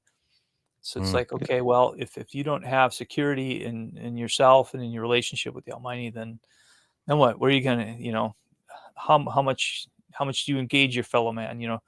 And the Jews have had a history of being xenophobic, because they've been persecuted very heavily by various factions of faith, in part. So they're kind of like, oh, we don't trust you, we don't know if we can trust you. And so you have to be, what's the word for it? You have to be empathetic to that when you're talking and engaging with these people. So I thought they were generally wonderful. But getting into this pluralism thing, so this is one of the reasons why they're pluralistic. But the other one is the Bible allows for it, because you can have two concurrent truths. If I take a shape like, take this can right here. So is this a square, or is this round? This is a cylinder. It's kind of, there's a both and component to it. And to say that it is only, it's like, well, you're missing perspective. And the word Betzalel, Betzel is the idea of image. And so this thing is it's like a diamond. It has these faces, these facets, and the facets have different vantage points at different light. So people see things in different light, and that's part of the beauty of the world. Is like, I can stand over here, it's shiny over like this. Stand over there, it's shiny over like that. And instead of just like, I've got the only light in the world, realizing that there's different people with different projections and different understandings. And so there's a richness and a depth to what they're willing to entertain. And it's like they're willing to entertain a lot more ideas than what the West is with respect to the organized Christendom. And then the other side of it is indifference. It's like, well, you can say, well, I don't care. Then the Pontius Pilate thing, like, what is truth, as if to say, as if there is such a thing, and as if it matters, right? So that's the flip side of it, saying, well, there's no truth, and it's kind of like the letter of the law and the spirit of the law, I guess. Like, there's many ways to interpret the spirit of it.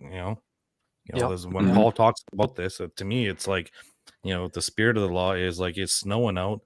Well, somebody else go have better tires, they can do 60 through the blizzard. I can only do 40 because I still got my summers on. We're still going through the both blizzard. Who's right and who's wrong? We're still making it to point A or to point B. It's speed limit is, let's say, 80, right? And everyone, another layer to that, I always look at it as, sometimes you can, like the priests, they would break the law every Sabbath by holding the service. And who was it? She was talking about that. But there's the precedent. Like, the spirit of the law is to save, preserve, promote life. So sometimes, if my child is in dire need of medical attention, I'm going to do like more than the speed limit to get him to the hospital. So I'm going to break that law to preserve a life. But like Jonathan said, or if it's snowing out, to preserve life, I will slow down and drive more cautiously, right? So that's kind of how I view the spirit of the law versus the letter, unless someone else has a better analogy or go a bit deeper on that. Yeah, some of it's discretionary, but some of it gets into arbitrary or the authority of it, right? So you said it's 80, the speed limit's 80. It's like, well, I would be more agreeable to that here, because we're in miles per hour and you're in kilometers per hour. True. Yeah. And so that also there is a frame of reference that does become relevant. But then when we're all driving all together, it's like, when in Rome, do as the Romans do. There's certain social harmony sides to it, right? So whether we get into extra biblical expectations and stuff like that, there's something biblically saying, do nothing that puts your neighbor in harm's way, or something like that. And it's like, well, that's a great principle, but you're also allowed to swing an axe. So guess what? Sometimes that axe head will fall off and kill someone. But what if you knew it flew off and you said, I don't care, I'm not going to fix this. It's like, are you guilty of more than just manslaughter at that point? So yeah, there's and this is why there's the measure of judicial prudence. There's to figure out what you knew, your responsibility, your intent, and whether or not there's a psalm that, or as a proverb, it says that the king's heart is like a water course, or the Almighty directs it wherever He pleases. And so there is a human element that is in effect, and that human element is there's still divine authority behind that. So it comes, the Jews say everything is from Hashem, everything is from God, right? And so everything, all authority, and that's obviously New Testament-y too, as far as the idea that there's one sovereign over all and everything, and so then nothing escapes His attention, even the sparrows, right? Are that the life of the sparrows are He knows when they fall. But isn't it in I think Psalm 133 says that He fashions our hearts individually and considers all our works. So that'd be kind of playing into that. He hand makes every single one of us, so He intimately knows all these details about us, and then going into that psalm or proverb about directing the king's heart, so He knows how to use our hearts, right, to affect whatever end that He deems fit. So Sure. But that's a whole other discussion that might lend into pre-election and Calvinism and things like that. But which I don't want to shy away from that. But I'm interested to hear. I don't know how much more of your time we have. I know I have like another half hour on my phone. But is there anything else you wanted to bring up or talk about? I guess I could go when I say to maybe just kind of a overview of some of the webinar content again. Yes, I'm interested to hear about that. Yeah.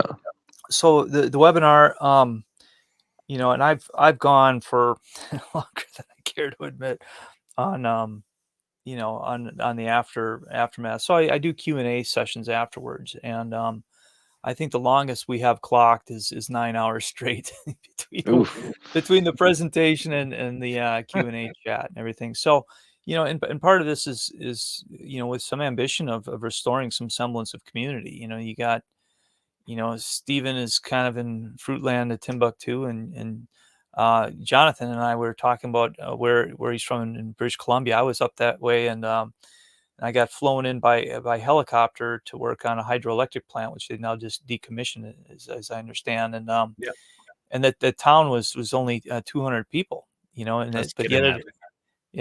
but it appears on the map, and so it's like, well, to think of a place that small.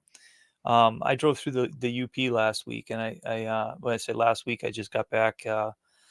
I guess was that Wednesday. And it said, I found one of those round window stickers, for the back of your car, and it said, the UP practicing social distancing since 1838 or something like that. So yeah, they're big on social, just because, like, who's going to get a contagious disease in the UP, with everyone that far apart. I mean, everyone comes in contact with everyone and everything, but so where did I come from on that? It was your 9-hour session. Yeah, so we've gone long, but I'm talking about the community. When I say the community shortage or vacuum that some people live in and stuff like that. So on one hand, it's a good community builder type thing, and I kind of that is part of the research and restoration. Restoration at Tabernacle is also, in my opinion, synonymous with restoration of community. Because if we can't all come together at one place, now we got problems. Why is it we can't come together at one place? It's because we can't agree. Well, why can't we? Sometimes we're, we when we try to resolve things, we bicker too much, or we whatever else.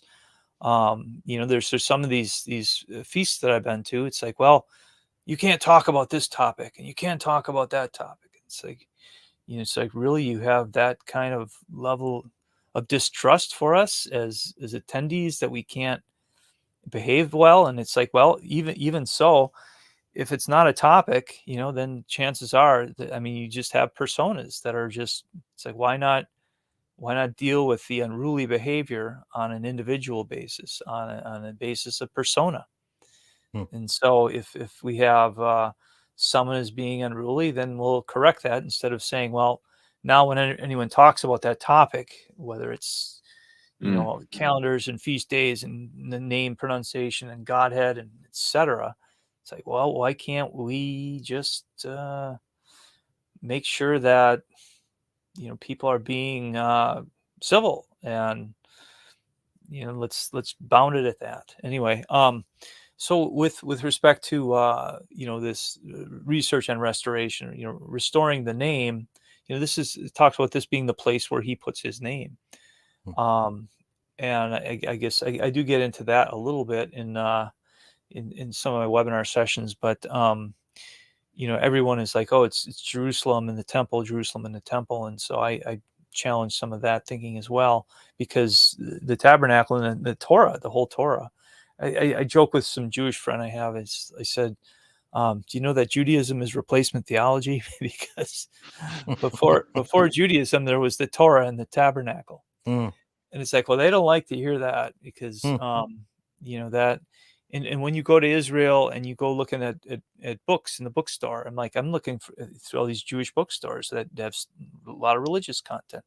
What do you guys got on the tabernacle? And they show me, it's like just 2 books. That's all you got. You got 5,000 books here, and only 2 of these, 1/25 of all your liturgical year, is focused on the tabernacle readings, and yet only 2 out of 5,000 books here are on the tabernacle. It's like there's something not connecting here. But anyway, and that's it's because they've been stuck in the wrong paradigm on it. Now the back to the webinar objectives. So the first webinar, I'm going through first and second. It's kind of a 2-part. I'm going through what's a lot of it's in my book, so I'm going through that, breaking that down sort of slide by slide, and a lot verse by verse, so that it's kind of designed to help equip people to understand, because it's like, if you guys walk away in just utter ignorance and say, yeah, it sounded what that guy said, it was really good, it's like, and you haven't absorbed any of it for yourself, this is a problem. This is where we have, it's like, okay, what weight is your witness? It's that, well, maybe you're generally pretty discerning, and you're pretty open-minded, and people recognize you as that and for that. But if you have no knowledge, then that comes to the top, and then it's like, okay, well, this is that person's opinion and or preference, right? So I get a lot of cosmology preference people. It's like, oh, the firmament, the firmament, the firmament. And these people are also interested in the Torah, right? So it's like, well, in the Torah, the Torah, the Torah. So, what are we commanded to do? Believe something about the firmament, or to build this house in this way? We're commanded to build a house in this way. Well, why are we commanded to do that? Well, you can speculate a lot of different ways in that. But if you don't stop and consider, it's like, well, what's the action command?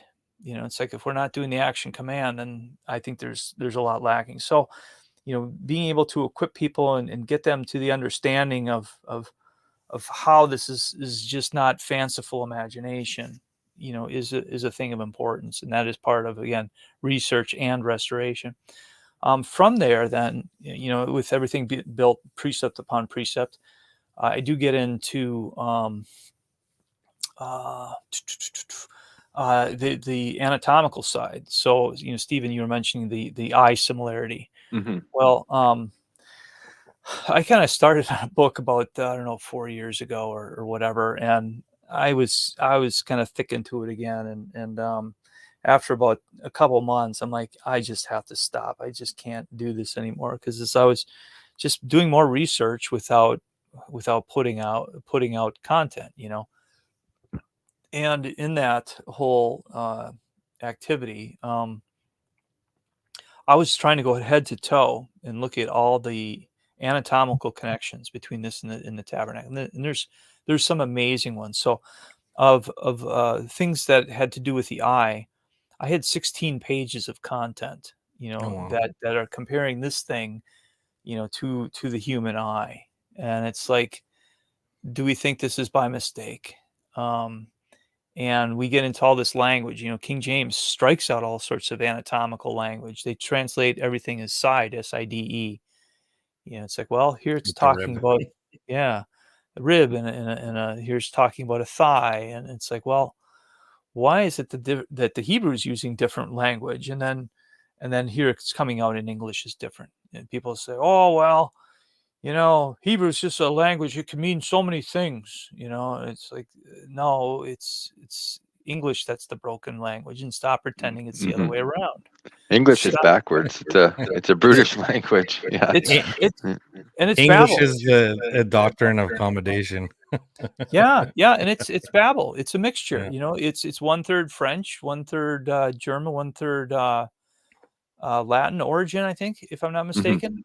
And then it's 10%. So it's like 30%, 30%, 30%, and then 10% other mixed and everything. So it's like, that is one giant mixture. And it's like, well, we feel really comfortable in our dirty diaper, so to speak. It's like, well, it's warm here because I'm comfortable and I'm familiar with this, right?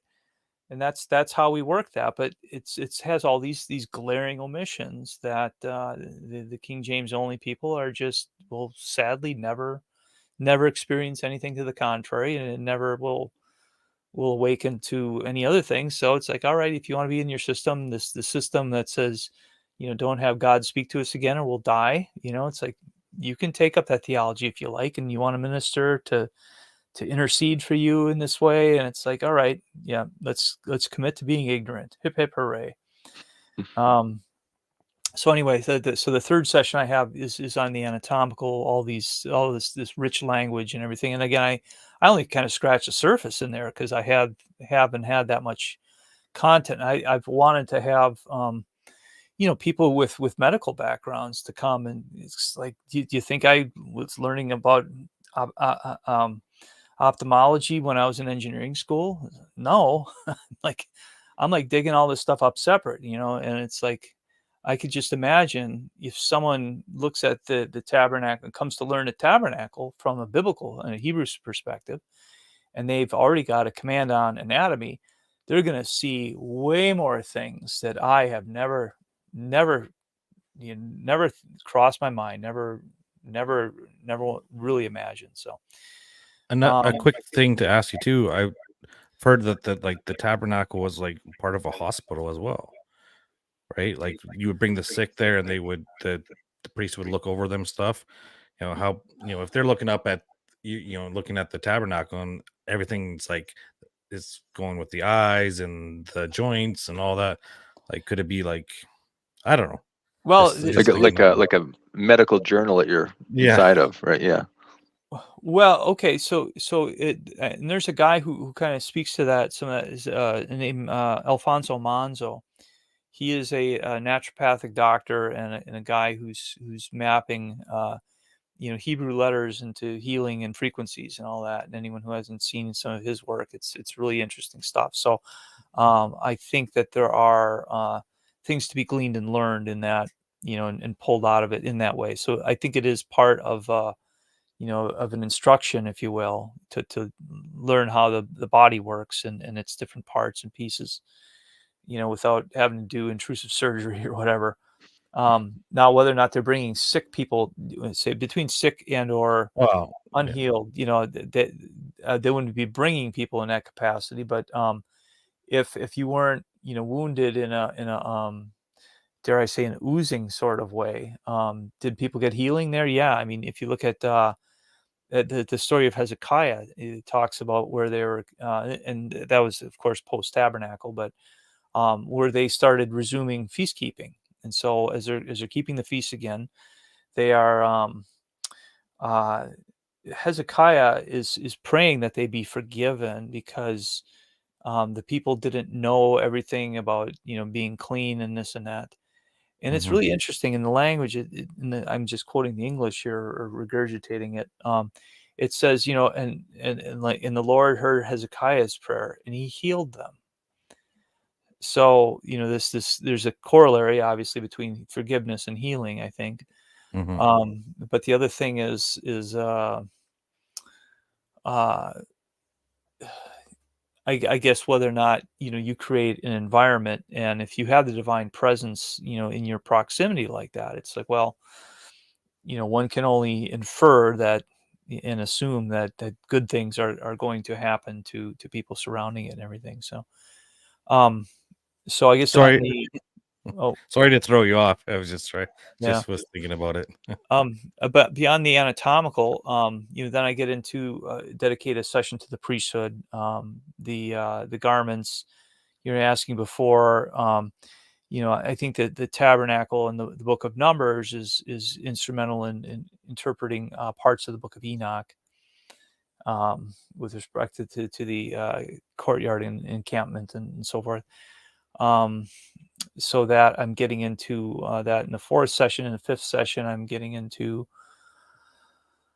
let's see, sacrifice. Talking about the various benefits of sacrifice that go beyond just quote quote sin atonement, which it's assumed is the exclusive and only element of sacrifice. The way that it's kind of presented within Christendom, so it ends up being kind of straw man in that regards, and like it's like, see, Jesus came and he did all this, so he did this so that we don't have to do any of this, or the assumption that, okay, well, if they wanted to be forgiven and go to heaven, they had to kill all these animals and this and that. So it's like they're setting up a false paradigm to by which to then ascribe all this power to Messiah. It's like, well, they're kind of horse trading, zebras for leopards. Is kind of what they're doing on the equivalency there.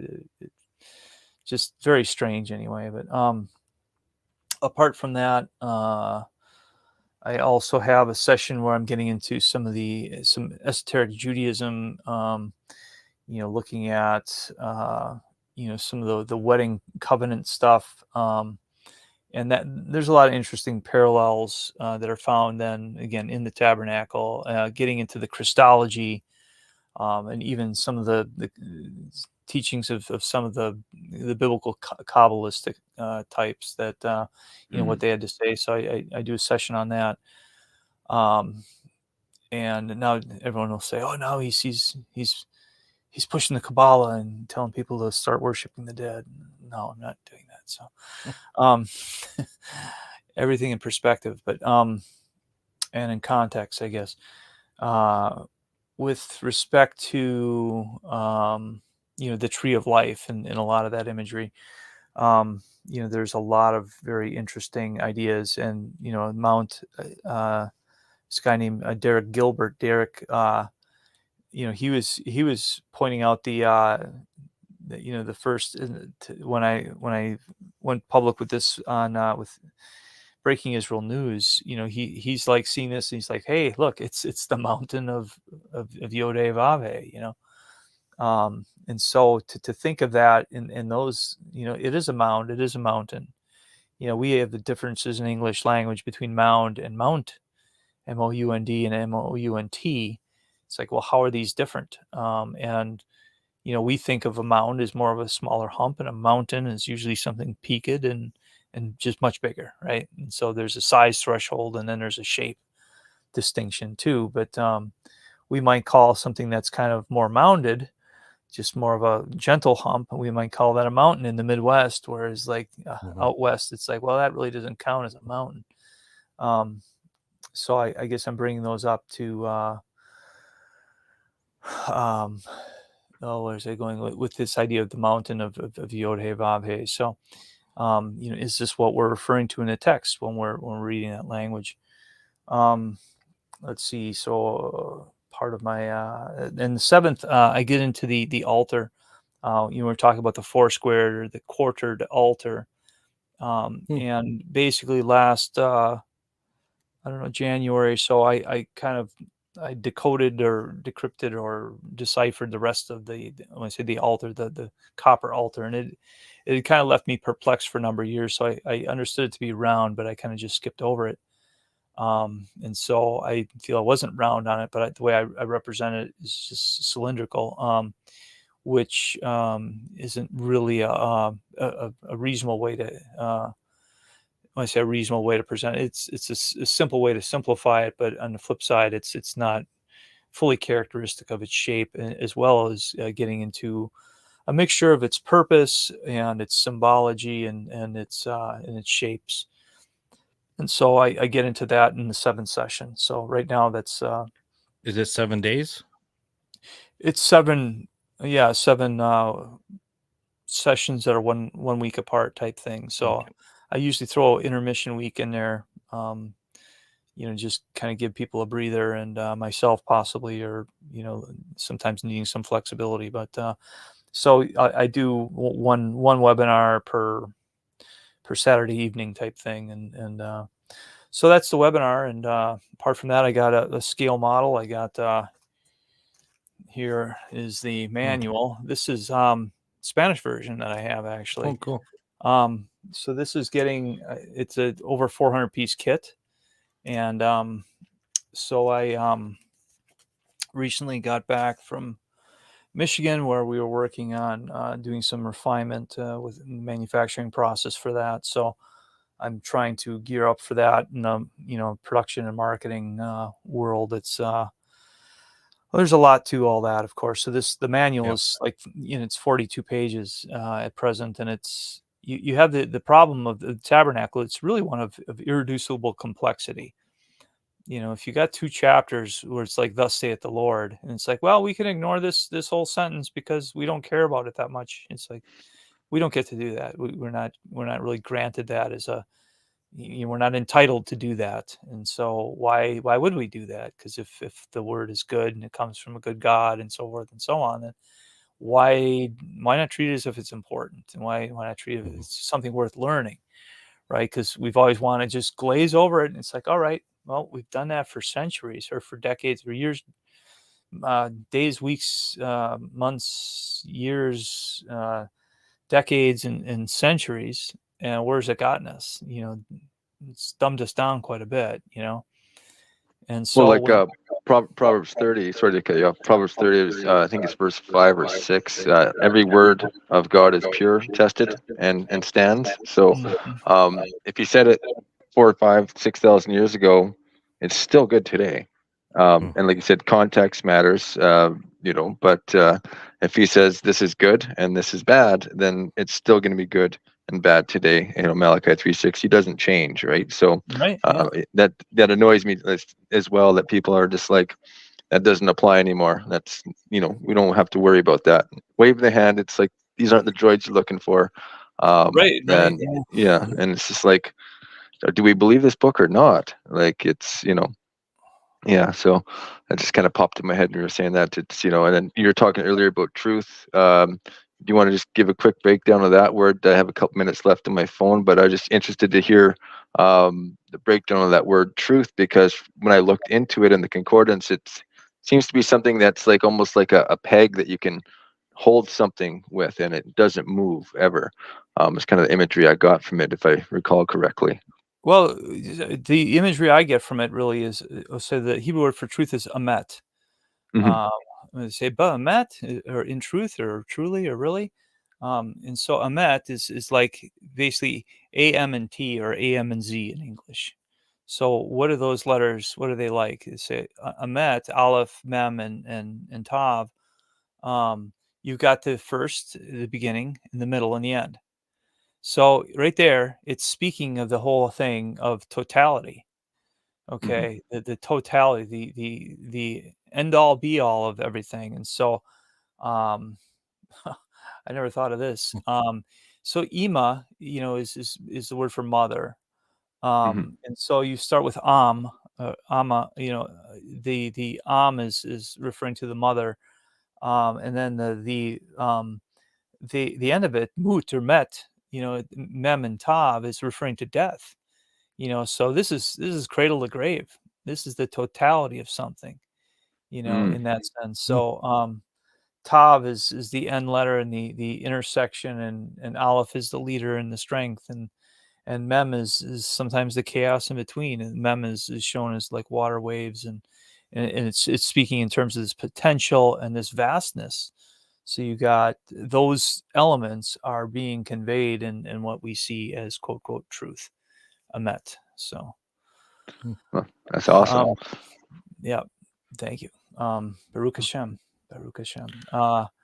So the the webinar series, again, starting on December 2nd here, and then concluding in January. I've also got the new shop that I'm kind of starting up into with the scale modeling. So between rent, tools, materials, all that, I'm hoping people see value in this, and will contribute, help sow into this ministry effort, because it's like there's a lot of different things that could be done. One thing that I forgot is Jonathan, do you have that link? You can share that. Yes. So I have a I don't know which one worked for you, but I'll screen share it here and pull it up. yeah, if you could screen share it and just go through. Let's just kind of touch on this, because this right now is at a kind of a pivotal stage. I've been working on a woman from Australia who's a professional. She does teaching modules for a living, for a profession. So we have Beit Shaddai here, which is the Levite Study Academy. And what we're doing is we're taking the Tabernacle content more or less from the book, and we are adding to it. We're making this more kind of friendly and interactive, and she's just her name is Kim. Kim is just excellent to work with, and we are right now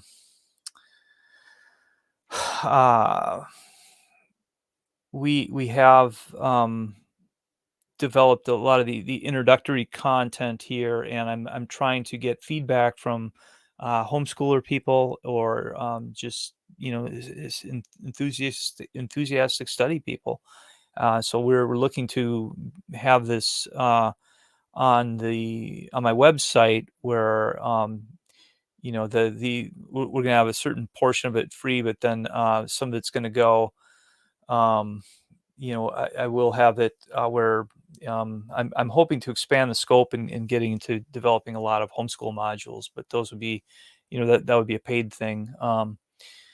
And so I want to make it so that people have got this, so it's accessible, also affordable. I know people from different countries are like, yeah, I'm really interested in your stuff, but buying the book, the shipping is so expensive. So to have this as an online resource, that's showing the map of a lot of the modules and the elements that are within this, and little helpful pointers along the way, and so it's designed to do kind of aptitude testing, or see how you are doing in the end. So as far as your absorption of the content, and it's, so this will be really good for homeschooling and stuff like that, and just all kinds of things. Yep, that's the plan, is making this for combination of Sunday school, homeschool, or dare I say Sabbath school type.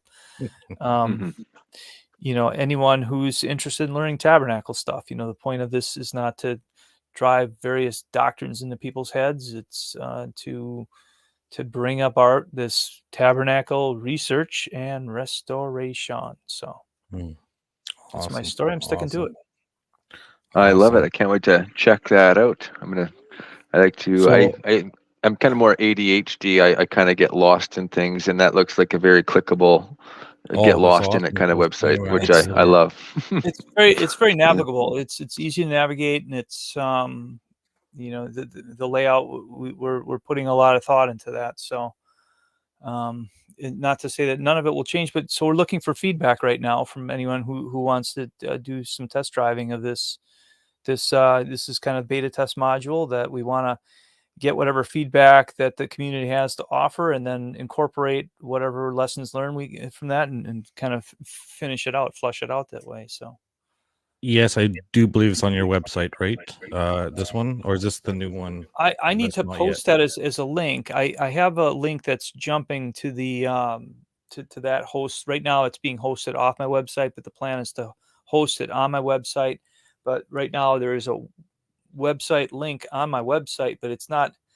It's built into my website, but it's not anywhere a selectable thing. And so this is something I have to do in days to come Okay. yet, because this is really to the point where we just have this. I was going to share the link in Facebook and all that, and Okay. but if we can put that in the YouTube description, Yes. Yes, I can do that. Yeah. but so once it's in the YouTube description, and the link will expire, but we'll maintain it and make it so we'll have that link where it jumps, to the wherever the new resource is as we modify some of that. So right now Awesome. it's again in beta test world, and it would be very nice if you guys can do some beta testing. And my website is project314.org, and so if you go to like the comments section, you can file your comments, and you can celebrate or complain all you want. So Sounds good to No, me. for sure. We'll put that out there, and yeah, I'm excited. And we got your website on the link as well in the descriptions. And is there anywhere on your website where if people want to donate or I Patreon do. or any of that kind of stuff? Yeah, thank you. I do have a PayPal button on that. It's not on the homepage, shame on me, but at the bottom, you can go to the bottom, and it talks about get involved, and there's a link for donate. Okay. So anyone who wants to get behind this, I'm going to be doing this modeling effort. It's going to take months. I mean, it's a real undertaking. I did it with an 1/8 scale, and now if I'm going to double that to a 1/4 scale, it's twice as big. So we're looking at 20 feet, I'm sorry, nearly 50 feet in diameter. It would be a little bigger than it'd be a little bigger than a 1/4 scale. So it'd be 1.3 decimal point. So to get that into scaling ratios, but the idea there is to have a physical where we can you can walk inside it. We had that 1/8 scale where you could walk underneath it, but we had to prop it up on tables because the size of it, the headspace was a little more than, it was like 7.5 feet tall, but you start losing headspace because the shape of the dome. But once we propped it up, we still fit 50 people under comfortably. So when you get a 1/4 scale, now you're looking at something that could easily accommodate 300-400 people. On the full scale, how many people could be in there at a time? Thousands. I mean, probably maybe 5,000. I forget. I ran the wow. numbers at some point, but I'd fit a lot of Levites. That's good. but this is a question of who's allowed inside. It seems to be the priest is going in there in the morning and the evening, and I'm not under the impression that this was a place where the congregation was congregating. It's Yes. kind of like a picture of Eden, right? So if you're kicked out of Eden, who's coming back into Eden, and under what terms and conditions, So I think there's the fact that this is, where's the toilet in the tabernacle? Well, guess what? There's none. And we think of, we've been calling churches or whatever. It's like, well, this is the house of God, we've called that, to use that term to describe churches for many years. And it's like, well, these are places for us to go. If this is a place for him, he's like, he says, I want you to make this so that what? I may dwell in their midst. It wasn't so they can come into my, and for them, they're drawing near, and they're drawing near through sacrifice. We have all this religious system out today where it's just like, we have, everything has gone YouTube, brought to you by Nike and Pfizer. I mean, that's, this is where sponsorship of a lot of this, quote unquote ministry comes from. So, without, people engaging into the old school, it's like when Solomon was talking about making this his house, he's like, and when the people, when they sin and when they pray towards this place, the place that I've built, The prayer, in my opinion, is kind of idolatrous, because he's getting them to pray towards a place. And when he gets the message back from the Almighty, he says, I have heard your prayer and I've accepted this as a place for sacrifices. So, to have this as going back to the place of sacrifice thing, it's like, well, and, they were, the people who were coming to build, it was the sanctuary shekel, it was the equivalent of like $20 in silver, or $30 in silver, or Canadian $40 in silver, maybe. Although your maple leaves are very pretty, your silver maple leaves are very nice, but you get my point. It's there's the no one will appear before me empty-handed, and we've lost that in religion because we're taught that sacrifice is no longer a responsibility we have. This is just because Jesus is the ultimate sacrifice and therefore the only one. It's like, okay, but if we're supposed to be like Jesus, then what? So Yeah. I just gotta say, I gotta cut and run. My phone's just about to die. I don't want to just drop out, and I'd love to sit for another 5-6 hours and talk with you, brother Andrew. That was We'll my head hurts. get I you got a back lot of on. information. Yeah, that was a lot to stick in my brain. So I'm gonna check out that link. And I hope everyone that watches this like, share, subscribe, share it wide and far. I think it's truly at the very least it's intriguing. At the most, it's got some pretty far-reaching implications. So I've got a ton of other things I could think of that I'd like to talk about, but unfortunately, I have low technology skills, so I just have a phone at this point. I don't have a computer. So, yeah, I'm super grateful that you came on and were willing to share all this with us. And I'm gonna listen to this a few times over and over and try to soak up every little thing. And I'll try to write down as many questions as I have for next time. don't hold that to him. Hope 3 a.m. emails coming at you. No. Yeah. Yeah.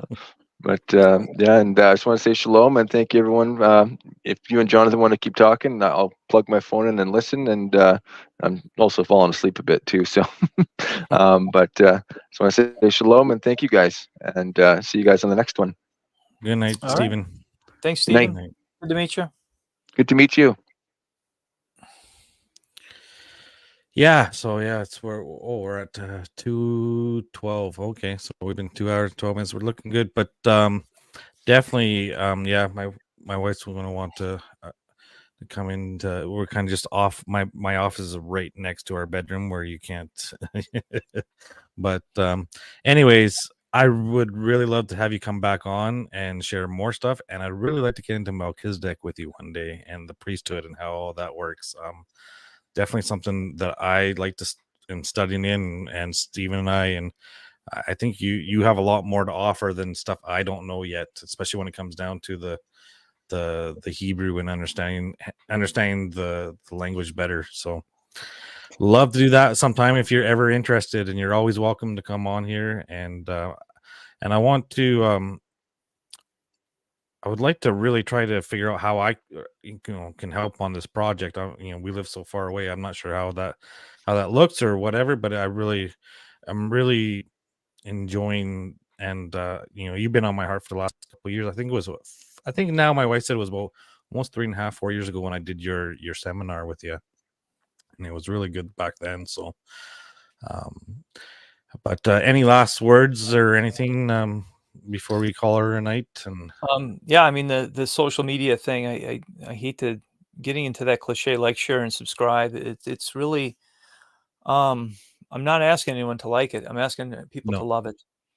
Yeah. And there's no, I wouldn't say there is a love button or there's a heart button or so-called heart button, but and really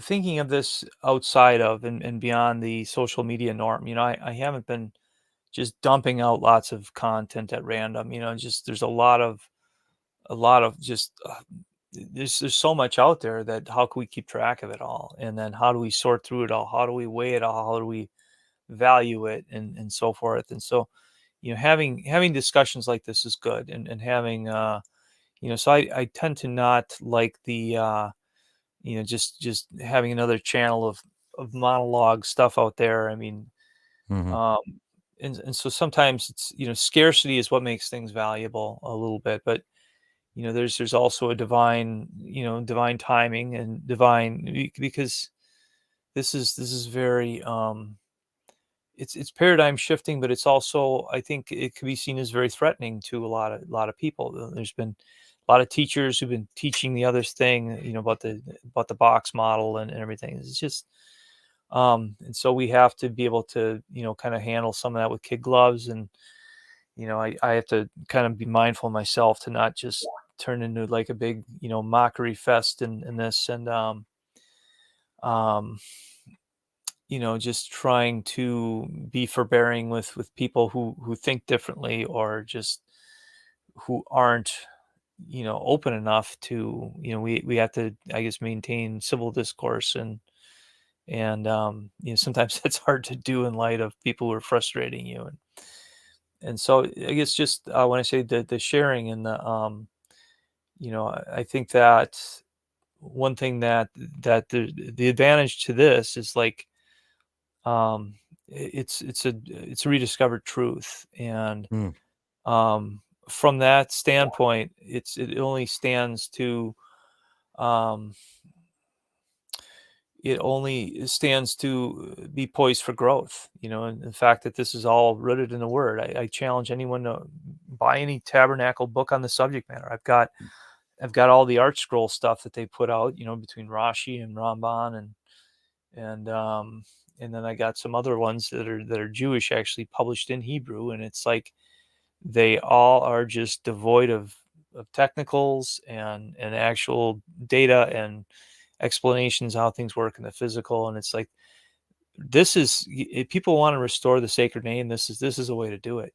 Because if you have a god of a shoebox, you're either representing the wrong guy, or you're representing him in the wrong way.